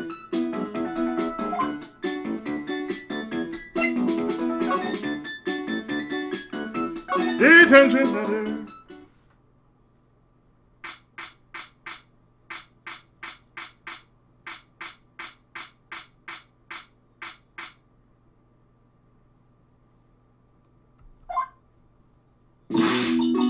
Oh, Mr. Wright! Hello, Maggie. So, they finished questioning you? Wasn't it just unbelievable and coincidence, sir? I'm going to stay up all night and blog about everything that happened. Wait, what? Weren't you scared? It was pretty touch and go there. Yeah, but you totally nailed that old man. Well, he was all over the place with his testimony. He's not the only one. Huh? Oh, what do you mean? Everyone else's testimonies don't match up either. Not with what I remember on the... Not with what I remember of the incident anyway. Is it possible she is the one misremembering things?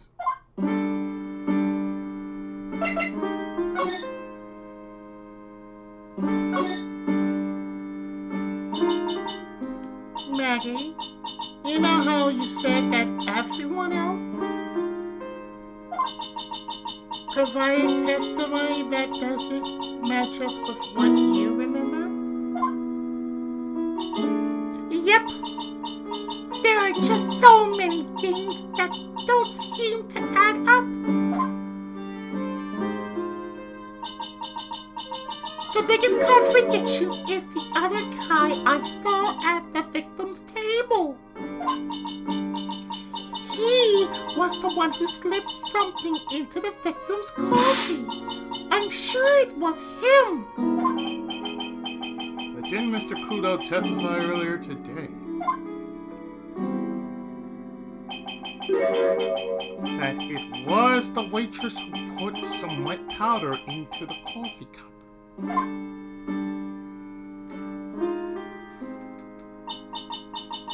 So you really think it was this disappearing man that did it? Well, he's not the only thing that disappeared. The CD vanished as well. You know the CD with the writing on it? Oh yeah, the MC Screwdriver album, right? It was MC Bomba, Maya. The name was scrawled on the sports paper as well. I never did find that CD at the crime scene, sir. Or the victim's medication. That's gone missing, too. Ouch, my head. This is getting way too complicated for me.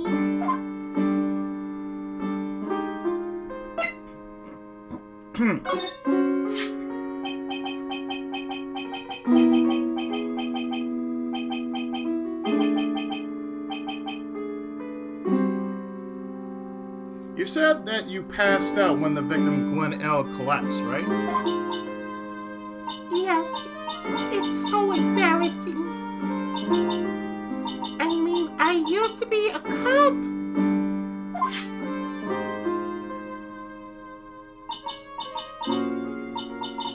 When I came to, I had some white stuff on my face. I mean, the restaurant was buzzing with police.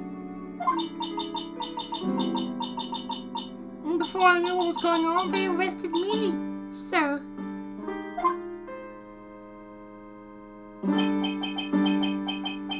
So between the time the victim collapsed and the time the police arrived on the scene, you have no idea what went on at Tribulations. No idea at all. Why? Is it important, Mr. Wright? The other witness, the old man from the cart, was pretty much chased out of the picture. Chased out of the picture? What do you mean? Old CD wasn't inside the restaurant because he was told to go call the police. Exactly. And you, Maggie, were unconscious. That means Mr. Armstrong was alone in the restaurant for a brief period of time. No. You don't think Mr. Armstrong set me up, do you? When you consider the facts, it's hard to imagine that Mr. Armstrong isn't involved in this at all. It's like the master biting the paw of the dog that it feeds. Are you sure about this, Mr. Wright? Well, the old man says much as when we spoke with him earlier. I don't know. The things that man says don't add up for some reason, sir. Maggie looks like she's trying to figure something out. And maybe we should ask Maggie exactly what she knows about Uncle Edie.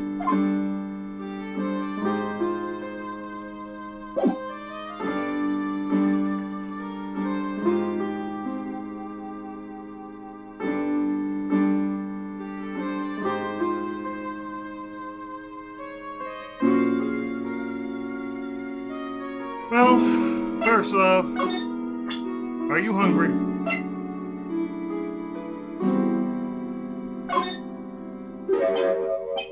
Oh, yeah.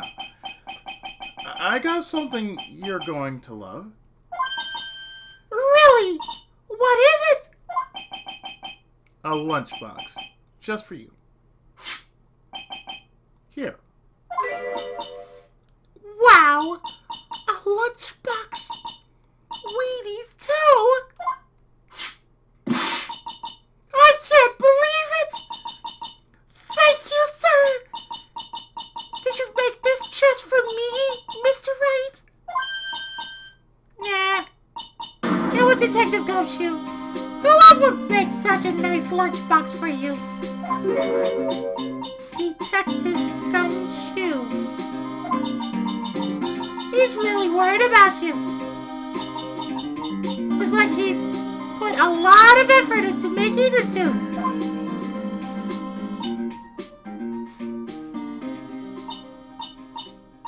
I can't accept it. Detective said it rules. No gifts allowed, sir. Hey, come on, Maggie. Don't be like that. The rules are the rules. They'll lock you up if you break them. Somehow when an ex-cop turned waitress says that, it seems a whole lot scarier. Anyway, I hate Wheaties! Oh. Really?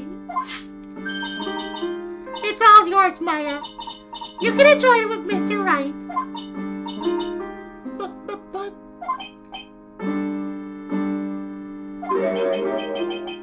She's right. It's better than letting it go to waste. But... I guess so.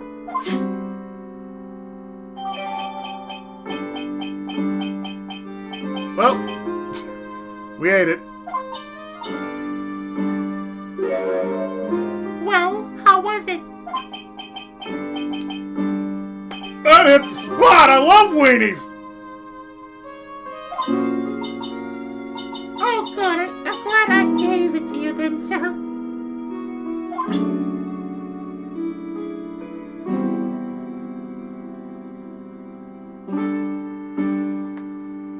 I'm pretty sure you are. Okay, so the next thing we give her is the following.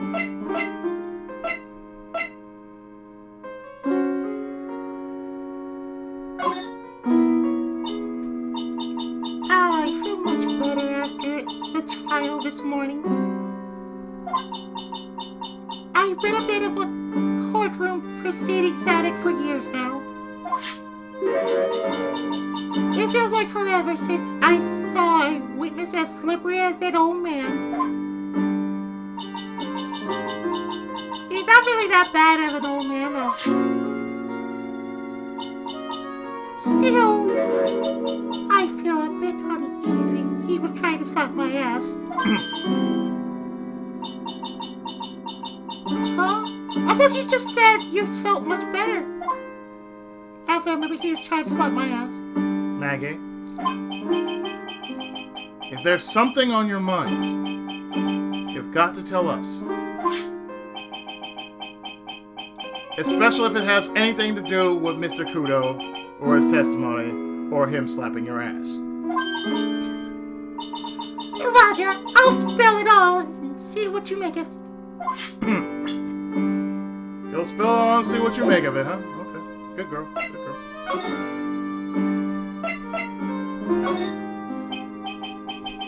Is there anything about Mr. Kudo's testimony that stood out as odd to you? Actually, yes. The fact that he was even testifying to begin with doesn't quite... Doesn't quite what? Well, when I took the coffee over to the victim's table...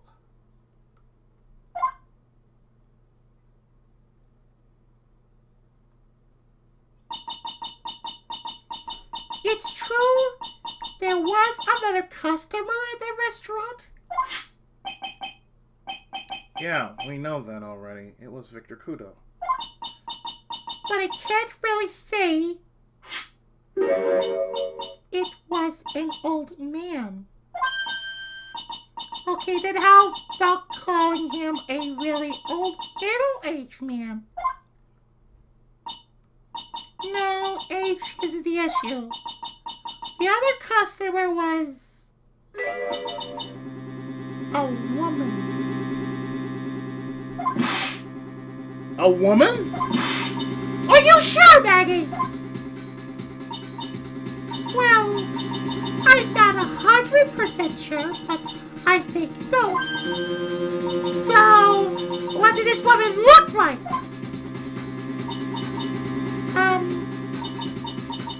Was sort of creepy. And she had a kind of cackling laugh. Creepy. Cackling. Why do I get the feeling I've come across a woman like that recently?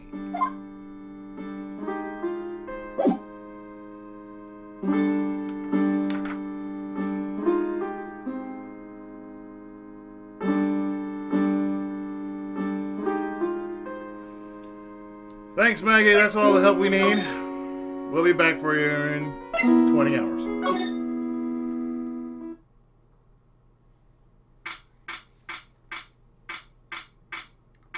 So, meanwhile, back at Criminal Affairs, people are still trying to wonder what the hell's going on.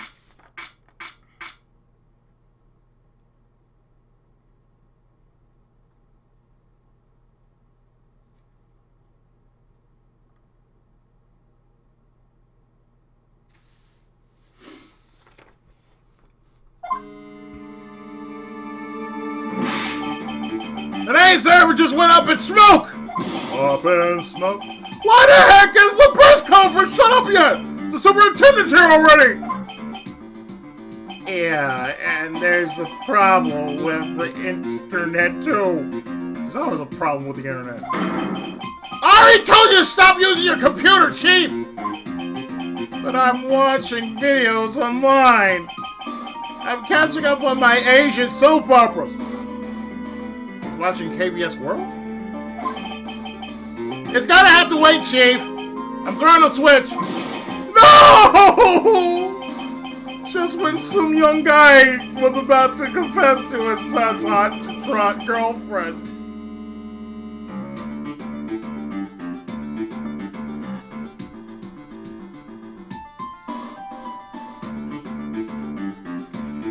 Yep, the joke. Both the world travels about to some young guy.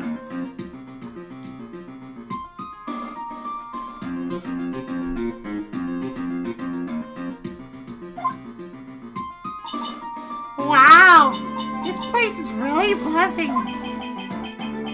Something must be going on. Something really big.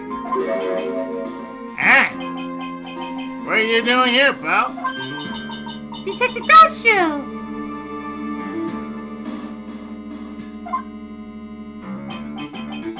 You can't be here right now.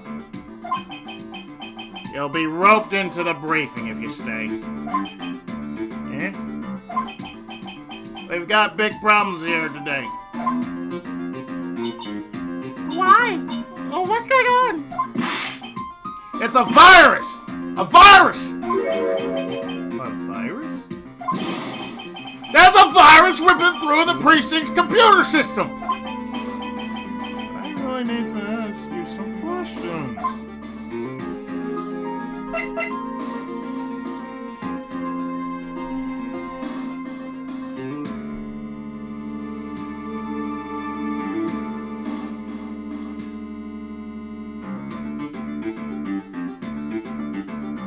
So first off, what can you make out of this, sir?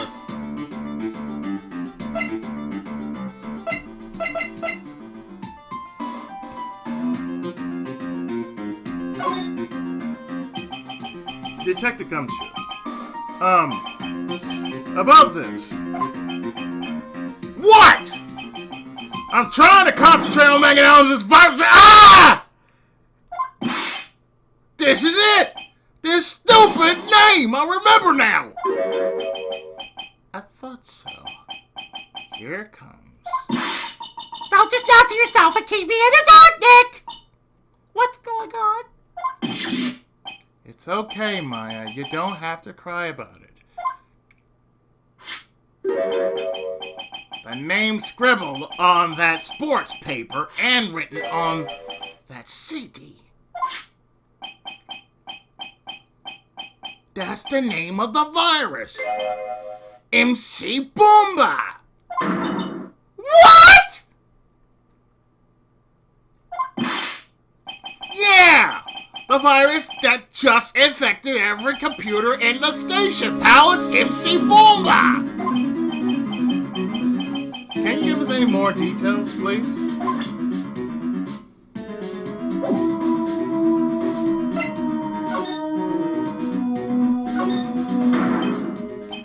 Okay, I'm only gonna say this once, so listen up.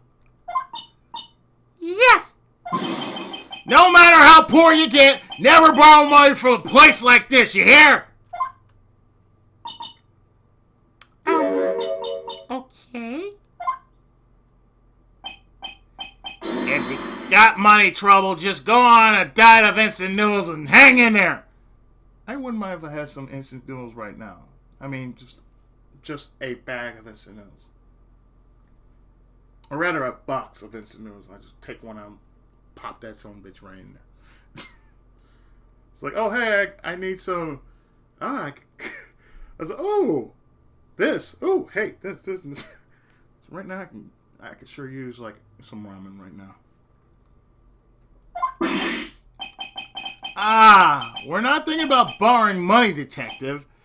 We want information. Oh, is that all? Well, let's see. The tender lender is considered to be even fishier than the average illegal loan shark. And it seems it ran into trouble just recently. Those guys have been pretty heavy-handed, calling in all their debts. Really? Don't go poking your nose around in their business. You'll really regret it if you upset that lady. Alright, then. I get the picture. Hey, wait a minute!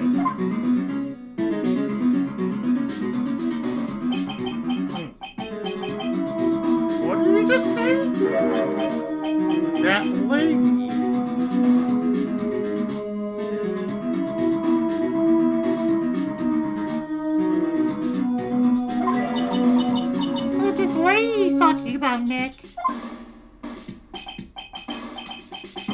find out what the story is with this lady.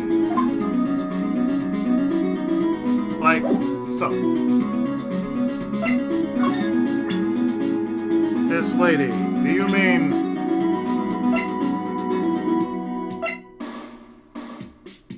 this lady? Violetta?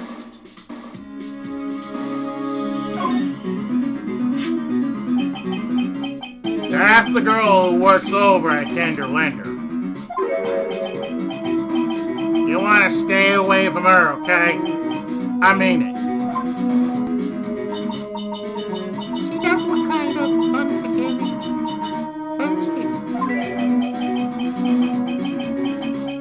That should be the least of your worries, pal.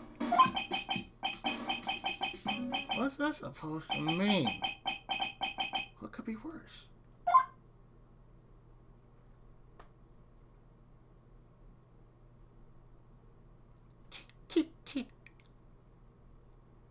Like that cackling laugh. That'd be like a little something.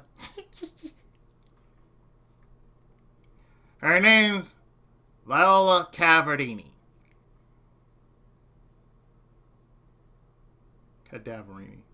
Her name's Viola Cadaverini.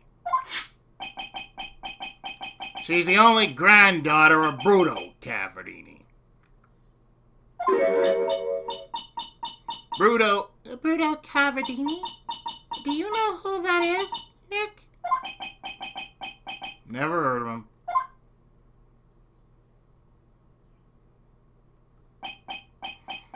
Bruto Cadaverini, the boss of the Cadaverini family. That Cadaverini? That's one scary sounding name.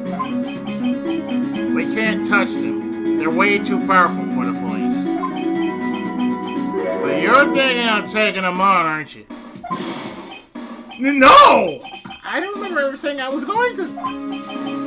I better get some more info. I'll go and ship out this family.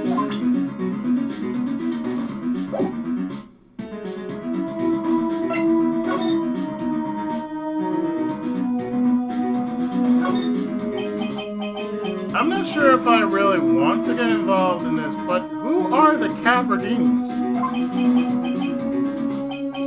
Who are they? A scary bunch of people, that's who. You're a cop, and you're scared. What's that about? Trust me, it doesn't matter if you're a kid or a cop. These guys are scary. They've got some serious clout in the criminal underworld. We can't touch them. They've got too much moolah. Moolah. As in, they pretty much control all the cash on the city's black market. The black market, huh? And that includes Tender Lender, I think. Sure. No one stands up to Bruto Cadaverini. And I mean no one.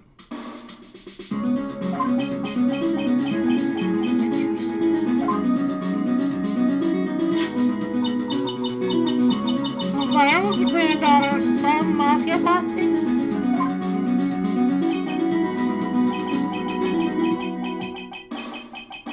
Yeah, and everyone knows how much Bruto loves his little girl.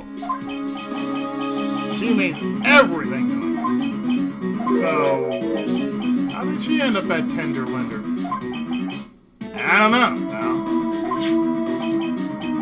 But I heard she and the boss of Tender Lender are pretty tight. Tight? That's what is said in a file I read related to Maggie's case. Sounds like a pretty important clue.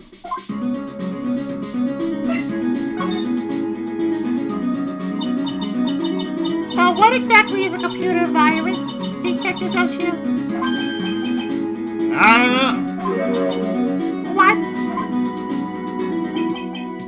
Look, I just go with the flow, alright, pal?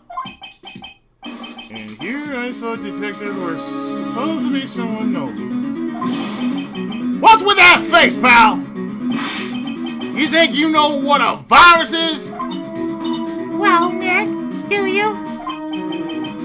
A computer virus? Sure. I mean, only in simple terms, of course.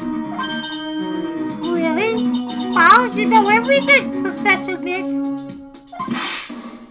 Yeah, I'm gonna call you Dr. Wright from now on. Go to Sim City or take it to Mega Man.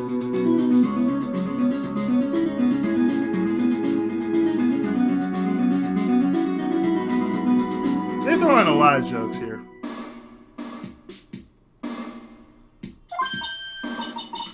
Hey, that sounds pretty cool.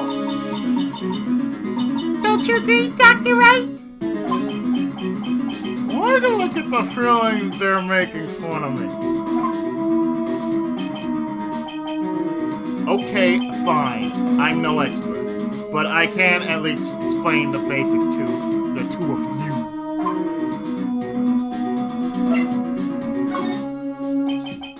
A virus is a program that gets inside a computer and causes damage. Damage? You mean it makes the machine go boom and explode? No. The damage is, well, it's all internal. Well, the inside goes boom, right? Imagine all the case data you've got stored on your PC here in the station. A virus could wipe out all that.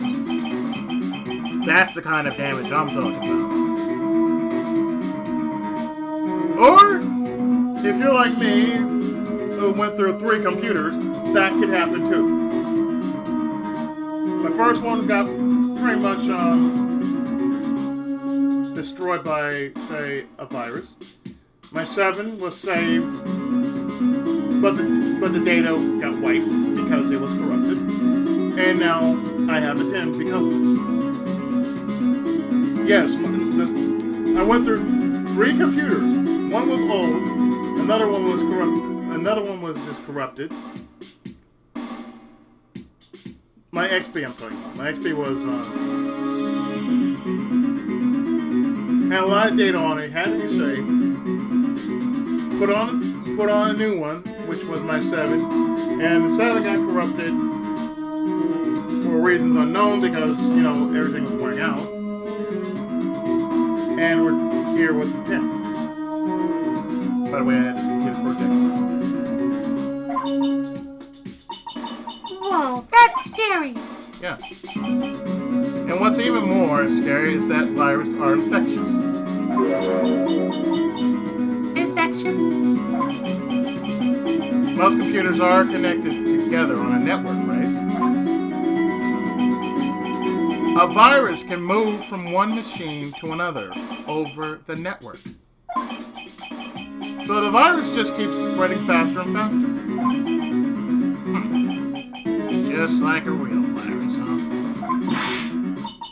But Nick, why would anyone want to make a program like that? Yeah! It takes ages to type in all that data. Why would you want to destroy it, pal? You know, people don't infect their own machines. They send the virus to someone else's. What? That's horrible. Oh, I see. It's like you sneezing on Mr. Goda so he catches a cold. Right. Then he wouldn't be able to turn up in court because he'd be too sick. You really should do stuff like that, Nick. It's wrong. Who? What? Where? When and why did the conversation jump to talking about me? Anyway, that's what a computer virus is. A bad program that causes damage. See megaman.exe or Digimon for more. And all the different viruses have names, right? I kind of feel like I've heard the name of the last week caught somewhere before. The name of the virus, huh? I feel like I've heard it before too.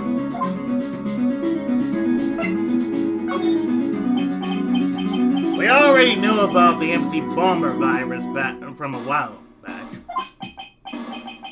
A group of criminals issued a series of demands to the head honchos of law enforcement. They threatened to release the virus if their demands weren't met. Who are they? I don't know. Some hotshots from the criminal underworld would be my guess. And now the virus has been released. Yeah. It's in every computer in every public office in the state. Everyone's going nuts. They're hopping around like dancing at a carnival. All this stuff with criminals and viruses. It almost feels like we're in a sci-fi movie. Apparently, the programmer who made the virus was a real genius. The focus right now is on tracing the root of this virus on the black market. You mean someone put this virus up for sale? Yeah. And because this one's so powerful, they're estimating its price tag was in the millions of dollars now. In the millions? The virus can be worth that much?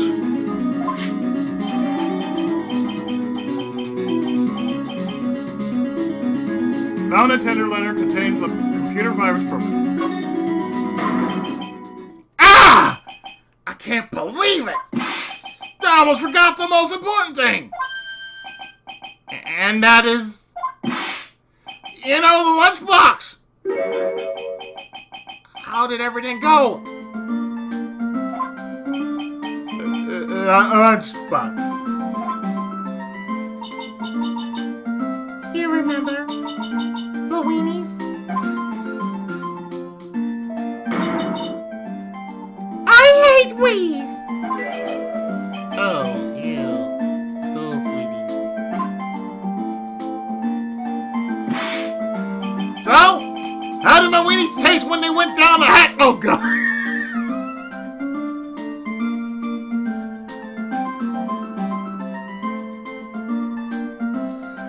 Oh, my God.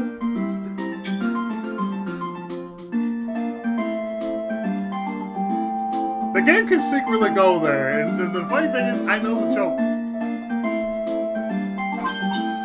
Huh? Well, it was delicious. That's what she said.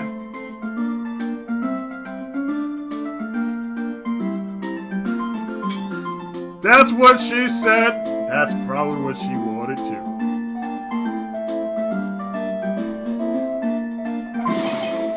Yeah? That's what she said. God damn it, Coach.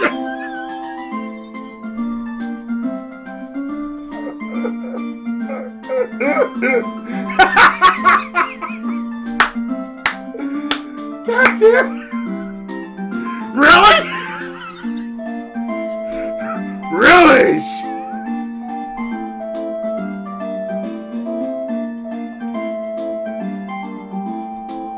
That's what she said. God damn it. This is like the most dirtiest case ever known.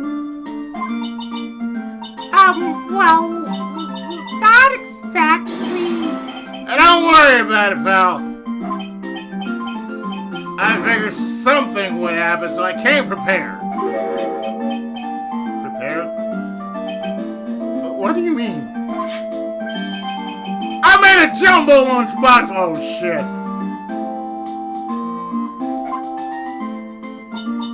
Oh. Do me a favor again, huh, pal? And give liver this? This sure is a heavy burden. In more ways than one. I can just imagine Maggie's little eyes sparkling with joy when you bring her that.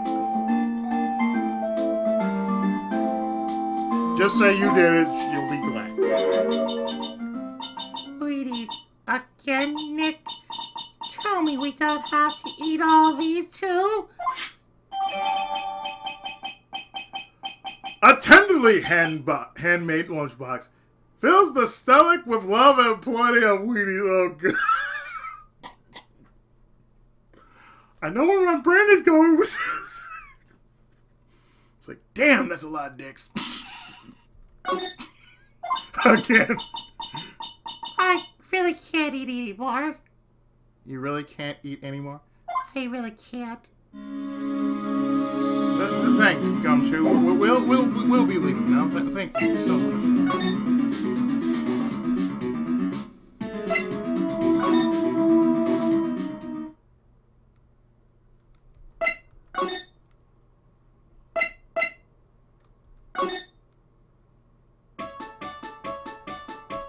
We're committed to this, so we might as well.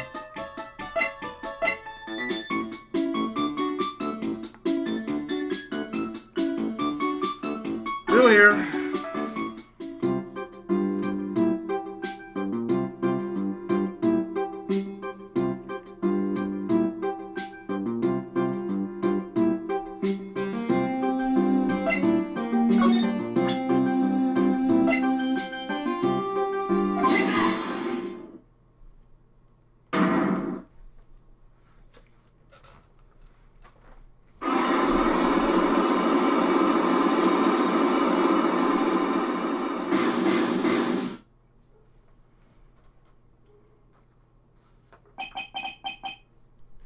Gwen's troubles.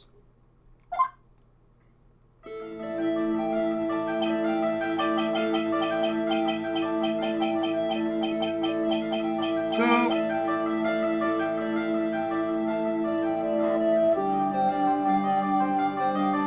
how about you tell me what kind of trouble Mr. Elg was in?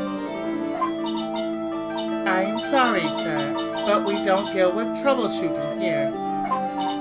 Perhaps you'd like to speak to someone in customer service? How about call center? What's she talking about? I guess I'd better just take a shot and see where it gets me. Miss Basil, let me ask you something. Did Mr. Elg's troubles have something to do with this?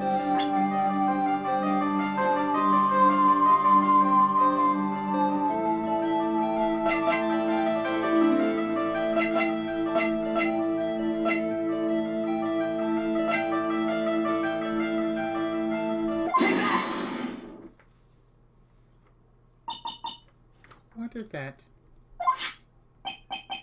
A bunch of horse racing tickets, all losing ones. With that many tickets, you could get $1 At the recycling center? Damn! You good people are very, very bad. Cashing in on others' misfortunes is immoral. Is that a whiff of hypocrisy I smell? But what is the relevance of these tickets? The victim, Mr. Glenn Elg. He had a gambling habit, didn't he? I don't think that's a logical conclusion based on the facts. Everyone likes to go to the races from time to time. Yeah, but not everyone buys this many tickets.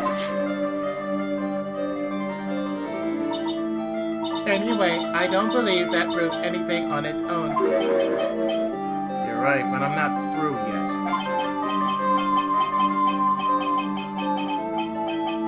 Mr. Elg's gambling wasn't restricted to horse races, was it?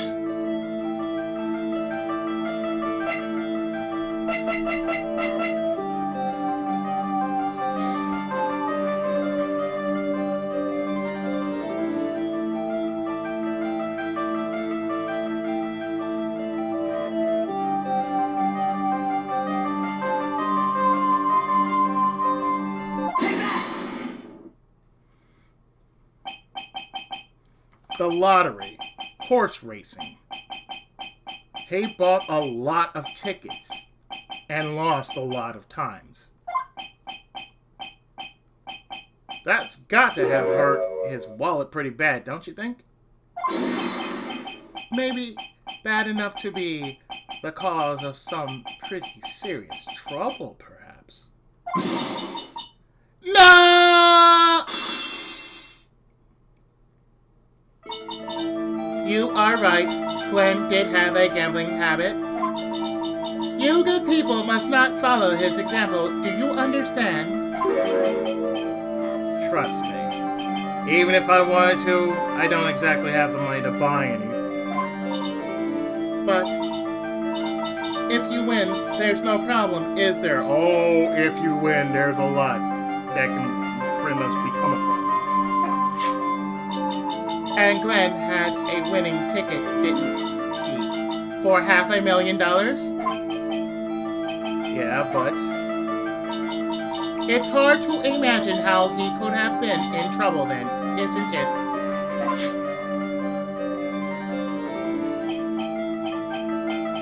it's true that Mr. L won $500,000 in the end. Well, that was his first stroke of good luck. He was in deep trouble before that. Deep trouble? What do you mean? Mr. L's real problem was with someone or something more terrifying and ferocious.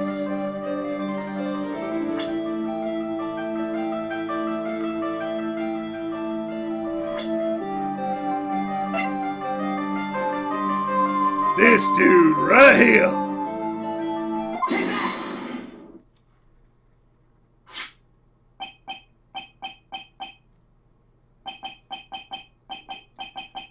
Furio Tigre, the boss of a loan office called Tender Lender. Tender lender. People with businesses should think harder before naming their offices. Like you're one to talk. Well, what do you think? Our firm is doing very well at the moment. I don't think we need to borrow money.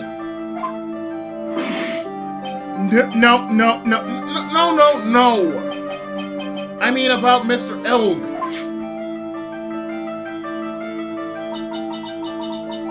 You think Glenn had something to do with this Furio Tigre? Yes. I'm sorry. I don't know of any connection between the two of them. Really? Because I got the rule that Mr. Elg and the Tiger know each other.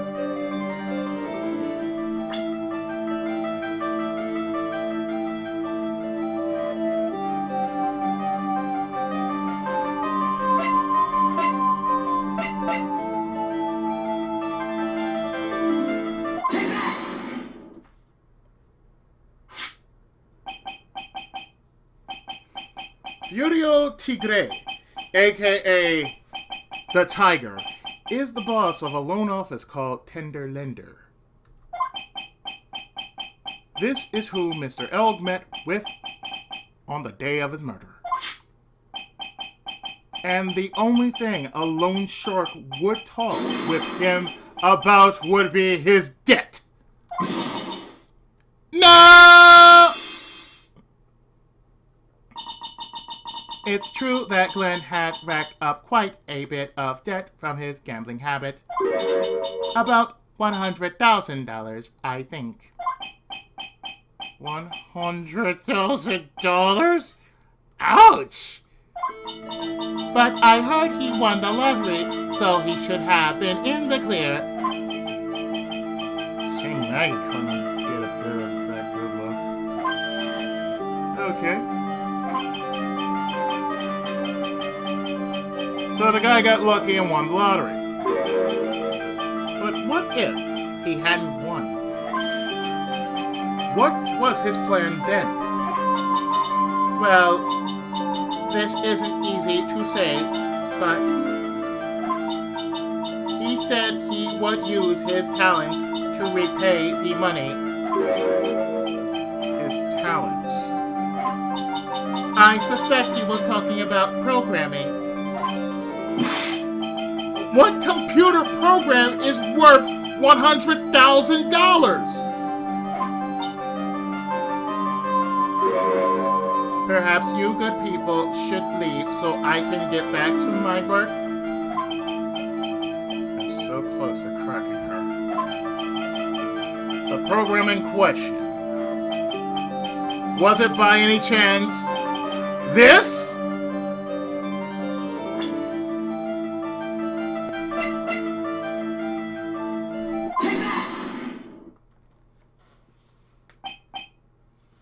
Well, this is it, isn't it?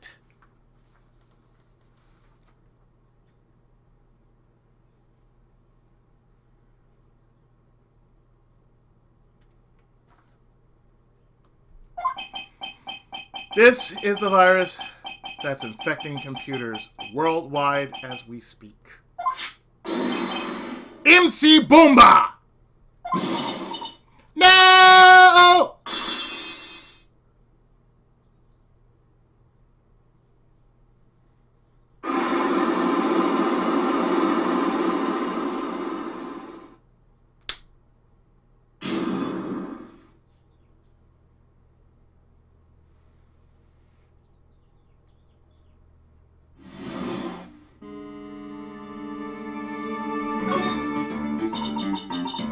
Glenn's head had more processing power than any computer, but it had been infected with a gambling virus. Glenn was in too deep.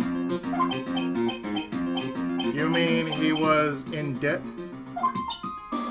Yes, $100,000 in debt, not an easy amount to repay. So, he said he was taking some extra work, something a bit risky. Risky? How? Maybe he was going to become a waitress at Tribune. Where do you come up with these ideas?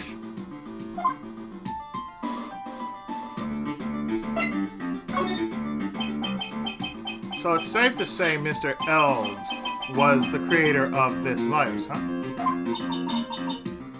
The MC Bomber virus? Yes. It was a work of genius, in a bad sort of way, of course, but still genius. Something like that would probably fetch several $1 million on the black market. Inconceivable! Some she was right for a change. This date, December 3rd, that is marked on his calendar. That was his deadline for repaying his debt.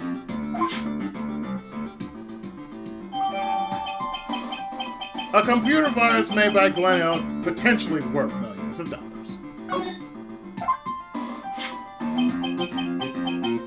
I guess we won't be needing these horse racing tickets anymore.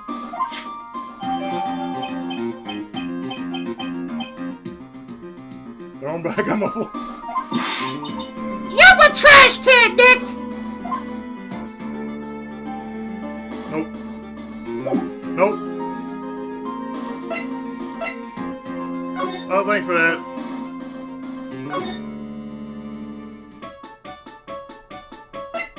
And the last one we have to deal with.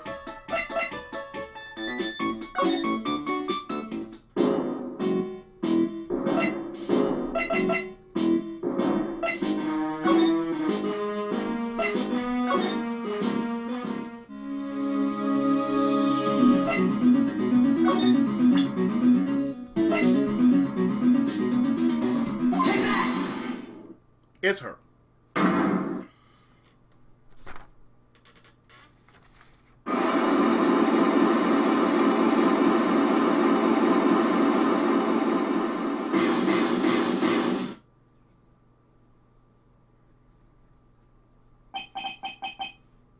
The head bandage.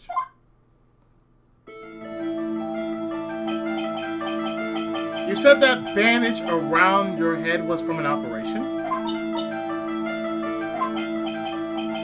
You also said you suffered a fatal injury to the head, correct? Yes.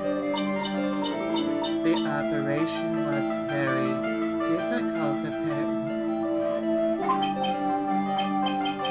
Now, by fatal injury, You mean you were hurt very badly somehow, right?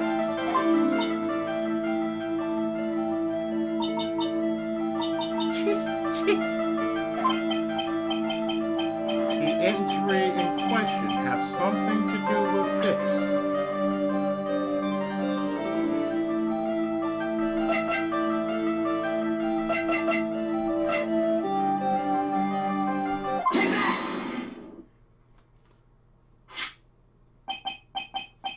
I have here a car repair bill. From this, it seems pretty obvious that this car was involved in an accident. Let me see that.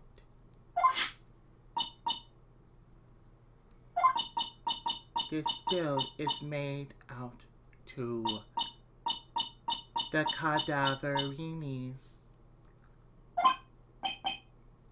Yes, it is. I do not think I ever introduced myself. Tell me, what do the cadaverinis have to do with me? Something tells me she's not about to say hi and introduce herself. Larry did. Your relationship with the cadaverinis is very strong, and this is why.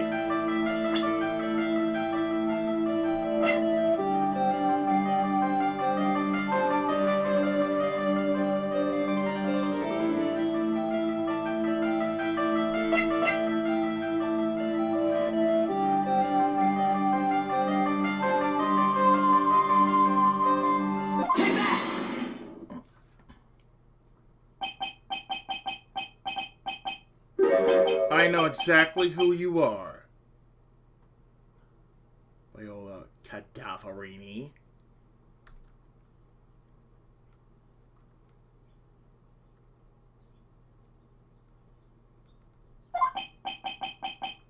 You sustained an injury in a traffic accident, didn't you?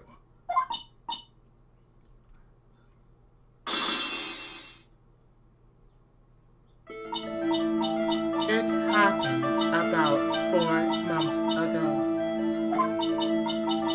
I was driving in one of our family cars when someone pulled out in front of me.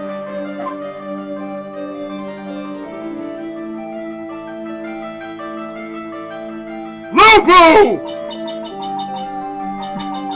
In his busted ass vehicle! It was a motorbike or something like that. I don't remember it much.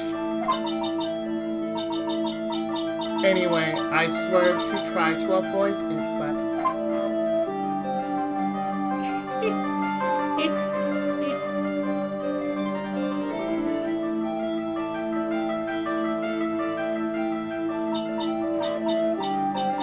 I took a blow to the head. A bad one. Yeah, I can imagine.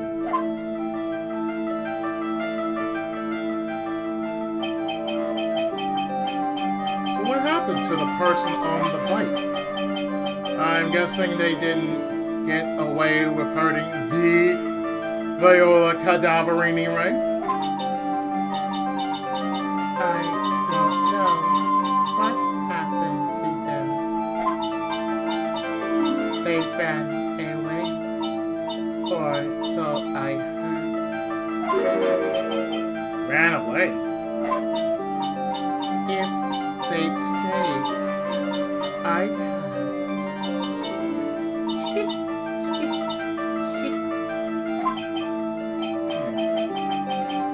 Is it possible that the person who committed the hit and run have been...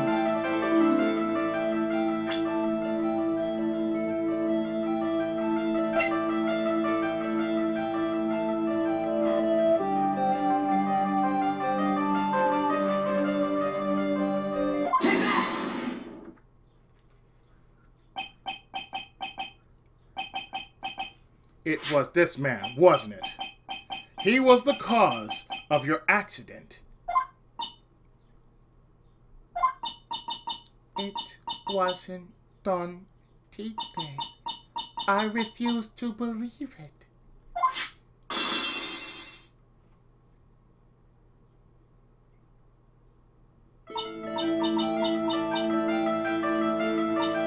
We collided, the motorbike and my car. But Don Tigre isn't injured at all. Is he? It was the tiger who caused Viola to crash. I can feel it. Plus, one of her locks just broke. So she must suspect it was him too. I'm sorry, Miss Cadaverini. But I have proof that the tiger was involved in a traffic accident on his bike.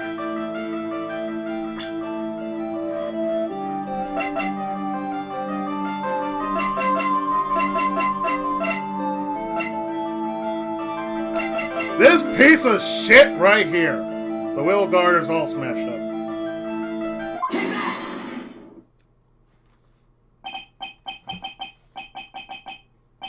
It's not exactly a motorbike, but Mr. Tigre rides around on a scooter, doesn't he? And you'll notice that the front wheel guard is badly damaged. I see training wheels. It's like it's almost like he has training wheels. And a busted ass piece of shit car.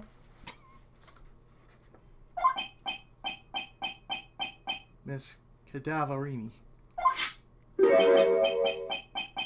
You know the truth, don't you?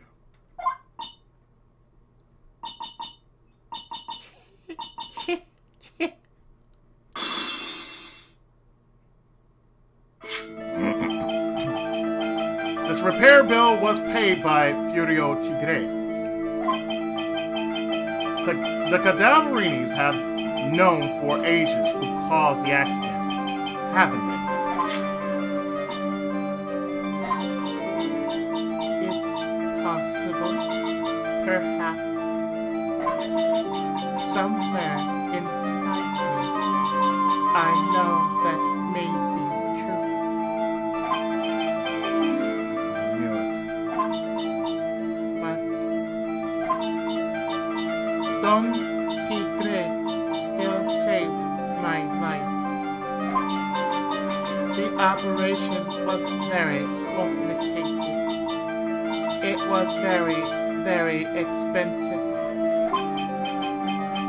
How much are we talking?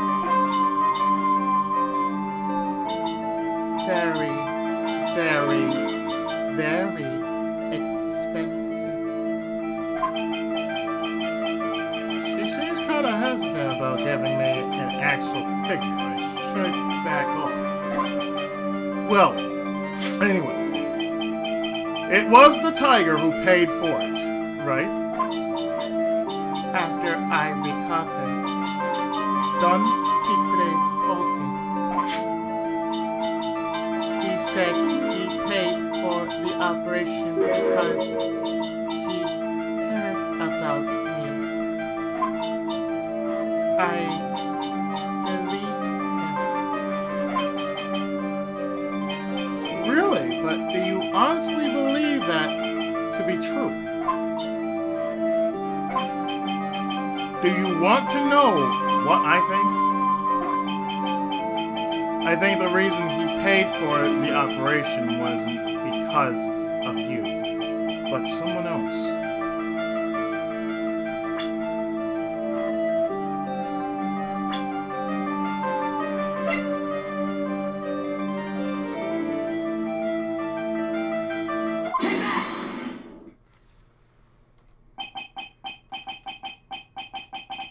Perhaps I shouldn't be saying this, but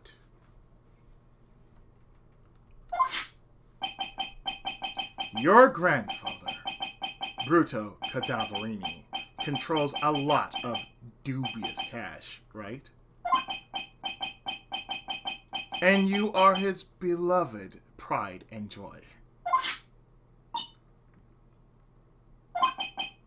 Sure, I don't know exactly how much the operation costs, but if you weren't the granddaughter of Mr. Cadaverini, do you think Mr. Tigre would have paid the money? $1 million.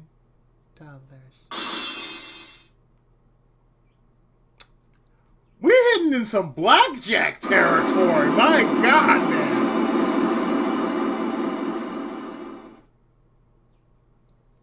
This is some Osamu Tezuka shit right here. This is God of Manga levels of shit right here. 4 months ago, I was in a traffic accident. That's why I needed the operation. When I woke up, they told me it was nothing serious. A simple procedure. Oh, really?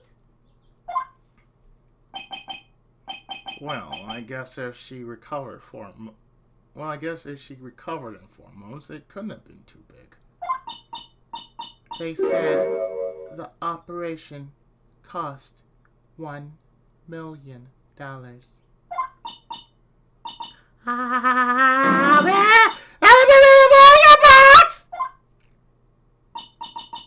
My grandfather ordered Don Tigre to pay $1 million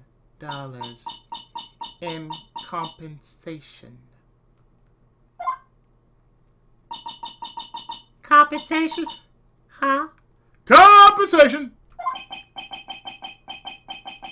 It's underworld lingo for paying money to settle a score. Basically, pay or get into some serious trouble. But $1 million?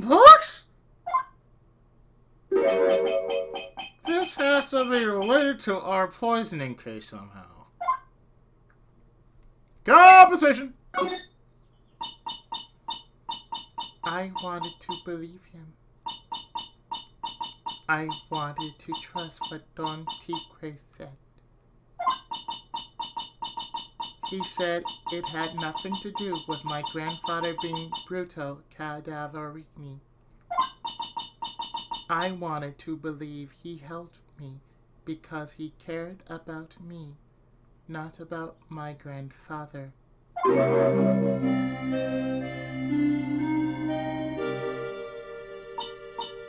But I knew that wasn't really true.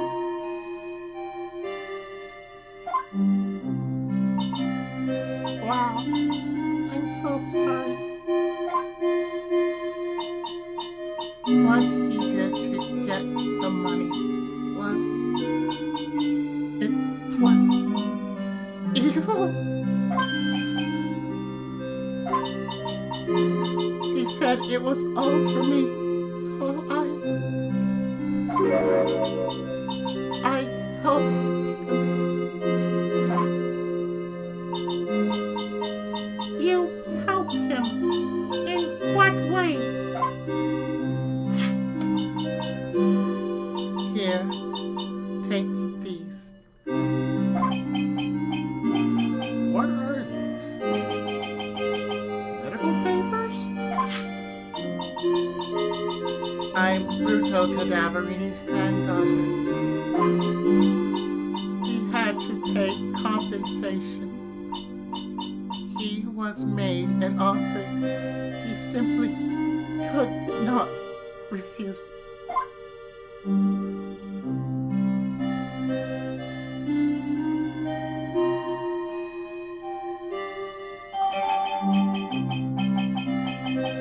A $1 million bill for cranial surgery. Payment was due last year. Wow, I feel so bad for Viola.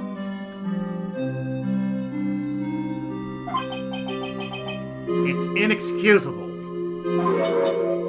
Huh?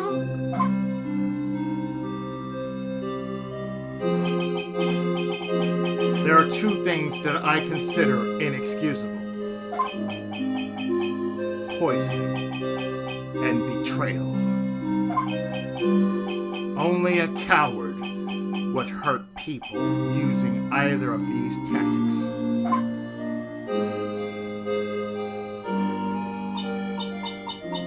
Is everything alright, Nick? We should get going.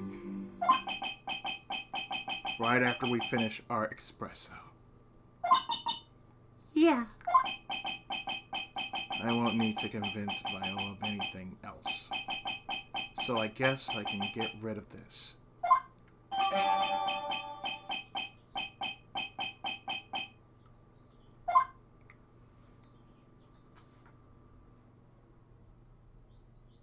So, last thing we do.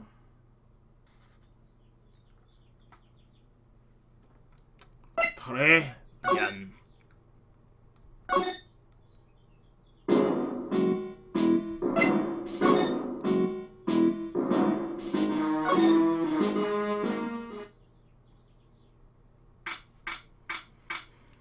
January 7th, très bien. Bonjour! I'll be waiting for you to return. Mr. Armstrong. Ah, good timing. I was hoping to find you here. We'd like to ask you a few questions. Well, he hasn't got anything to say to you, fellas.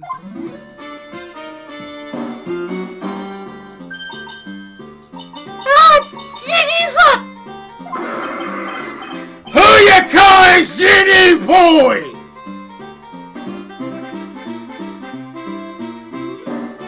Zinni Upe.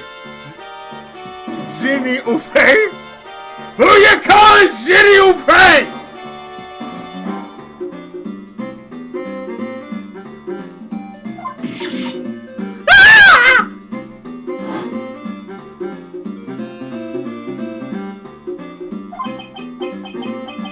Come out from under the table already, Maya. Okay, hand it over. Well, what? Yous wanna play games with me? I don't recommend that. The medical papers. Now! I actually want to file a Marina's paper, but...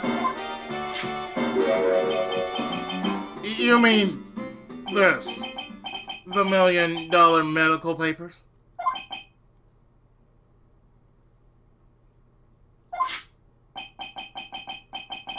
Miss Cadaverini trusted you. That's why she said that. She helped you. Forget about it! That girl's dumber than an eggplant. I do believe Neptunio wants to have a word with you about that. Yous wanna know what said? I tell yous what said. And it ain't on her face. She thinks she's got power 'cause she's Bruno's little girl. Now that's saying. I can't let you have these papers. Tomorrow in court, I'm going to expose what you did to get the $1 million you used to pay this off.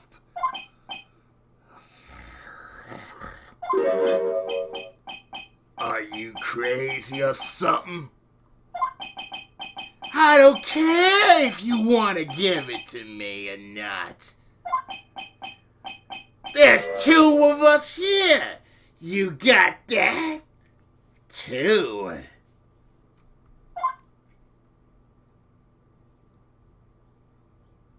too?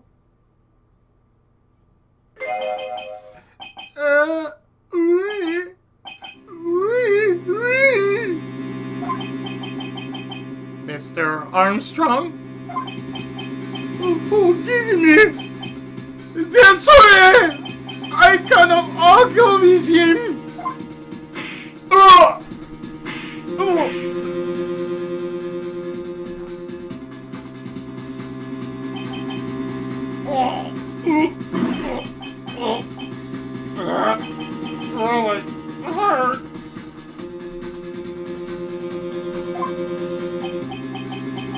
Is that all you got?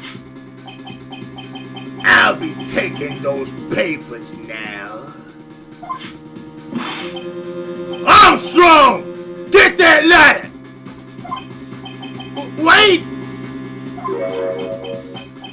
Don't take it too high. Naruto! You itchy.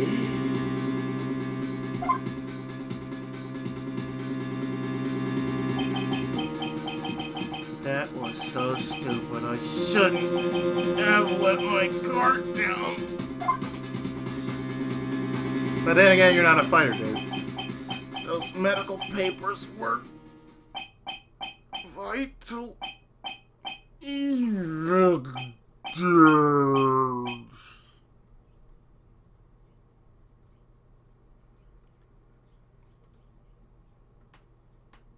Until...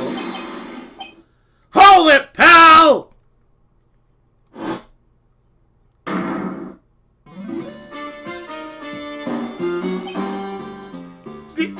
Detective Ghost Shoot! Detective? You think you gonna stop me, copper? Beat it! No! Whoa! Come on, come shoot, keep it together! You guys! Get out of here! Leave this guy to me. But... Go, pal! And take this! If you get hurt, who's gonna look after Maggie, huh?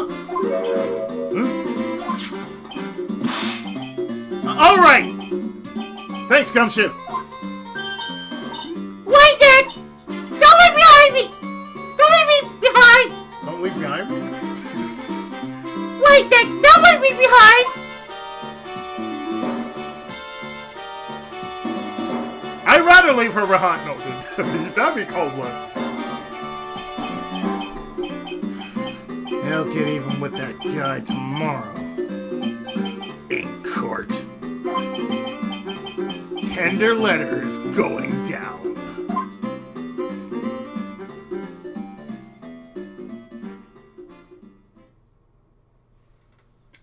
And with that, I'm actually going to stop here.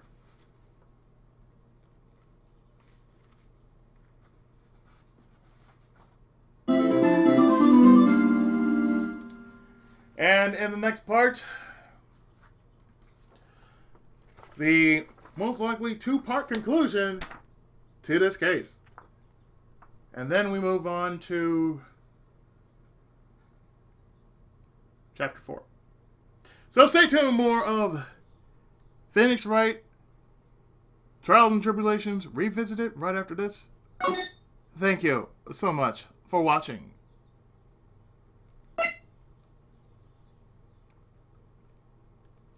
Okay.